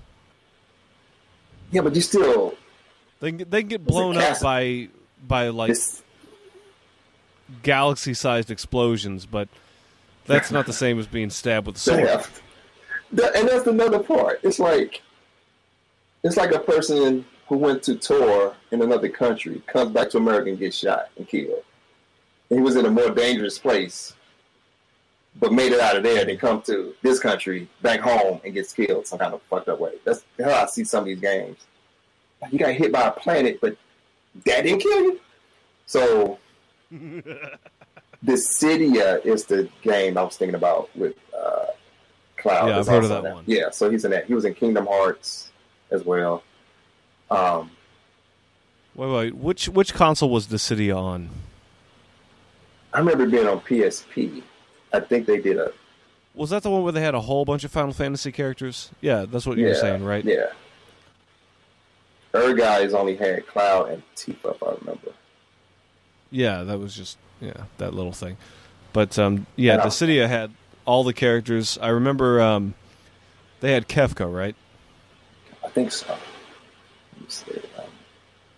And by the way, I nominate him for best FF villain. Who was that? Kefka. Oh, I remember that. Like I said, that scene, dude. And my little sister was behind me, watched me play that part, and she didn't say anything. I looked back, she boo-hooing. I ain't girl, you didn't even play this game. So I watched that scene. I'm like, I felt the most. I've never had a game make me feel empty like that. Like when I continued it on, I felt like, I just lost a fucking. Like I lost a person in real life. It was a weird feeling. I mean, the only other time I felt like that was an Optimus Prime quote in the '86 movie. But that fucking shit fucked me up for a while. That shit had me literally depressed. Like I was thinking about that scene so much. But that's cool how they can make a game character that something that's not real make you feel like that for a story and stuff like that. That's pretty cool. Yeah, that fucked me up for a little bit. I was like fucking grown ass man too, and still like fucking. Yeah, that was crazy. But yeah, Final Fantasy VII definitely very influential. Then my honorable mentions was Tetris, Super Metroid, Castlevania, Symphony of the Night, the original Resident Evil, Wolfenstein, and Dark Souls. Damn. Do you want to discuss any of those? Well, we did Tetris and Metroid, Super Metroid, Castlevania, Symphony of the Night. I got that at a time where I think PlayStation was trying to push 3D stuff, and Konami, they came out with Symphony of the Night. Nobody bought it but me. And I remember it was some years after you that were game. the only person that bought that game. It felt like it because nobody. I was, coming off the 2D stuff. I was still into 2D graphics and so games. I mean, the total sales of that game was $60. Was you? I didn't know anybody else that had it. I didn't know anybody else that had it. So I think I know what that's like. I know what that's like. Oh, okay, but yeah, it wasn't popular there. I think somehow, I don't know where it became a cult thing that people wanted that game after it hadn't been on sale. People, and we didn't have YouTube or nothing like that, but somehow, I don't know, word of mouth or what, but that game ended up becoming like some kind of a cult hit. Like, I'm like, how did people not buy this game? I played, I remember the first night I played the hell out of that. Non-stop. I played the shit out of it. I know what it's like. I think my friend, he had it too, because he was into Castlevania as well. So, that's other person. At least he got some sense. This game is good. So, it flipped the whole, that's the part that, I don't know if you beat it, right? Which one? Symphony of the Night. Have you beat it? No. Oh, okay. I don't want to give it away when you... yeah, I still need to play it, dude. Oh, okay. I can't say anything. Yeah, that's what I'm gonna work on. All I can say is this game too. If it was a female, it'd get fucked so hard. Like Castlevania Symphony of the Night, and made a female outline and it came to it. That bitch would get. I'm not saying it on air. So what else did you have on your list? She would be sore. I had Wolfenstein and Dark Souls. Wolfenstein is Dark Souls. Wolfenstein only because I think it was one of that and Doom kind of influenced a lot of, and Dark Souls. It's reference to the Dark Souls of everything that's hard to do in life, and those are damn good games. I think it brought the difficulty level of games back, because this game did not hold your hand. I remember the first Dark Souls came out, people were pissed because people were so used to having games hold their hands. And only selected few people, very few people appreciated the difficulty of the game. And then that ended up growing into some spin-offs you had, or some knockoffs, and some pretty good ones. Neo, it's on PlayStation 4. It may be on Steam too. That's a very good kind of a Dark Souls knockoff game. That's a pretty good one. And there have been quite a few other ones I can't think off the top of my head that been influenced by this game. How about Cuphead? I love Cuphead because I never feel like the game is my fault. Like when I die, I don't feel like it's my fault. I don't feel like the game cheated me. I feel like it's my fault that I lost, because I could have approached another way. Right, it's brutally fair. Yeah. And Dark Souls is in that way too. So much so that I remember when Part 3 came out, people said it was too easy, but people had gotten used to the mechanics. And it's like, they were disappointed the game wasn't hard enough. They feel like if you didn't die at least 60 to 70 times during the fight, it didn't do its justice. Everybody had a count meter for this game, for a death meter. But yeah, it's a very sadistic game. But it's fair too. It's actually pretty fair. And From Software also did it starts with a B. Damn it. We got it on PlayStation. Why can I not remember the damn game right now? It's pretty much the exclusive to PlayStation, but it's a Dark Souls-y game, but it's a different feel to it. Bloodborne, that's the game I'm thinking about. Bloodborne is another good one. Yeah, Yeah, and what's that one about? Huh? I said, what's that one about? Oh, it's basically Dark Souls.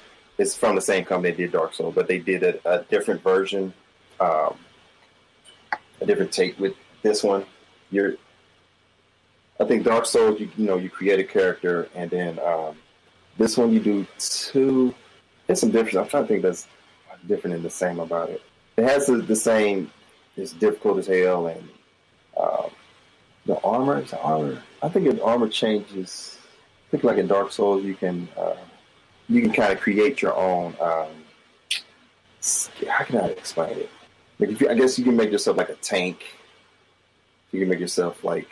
I do not want to say this game wrong, represent it wrong, but it's build is what they call it. It's like you have these different builds for your characters. You can have it, I guess, you have it high strength or high dexterity and stuff like that. And I know people that play it have a different build for their characters that they make for it to get through the game.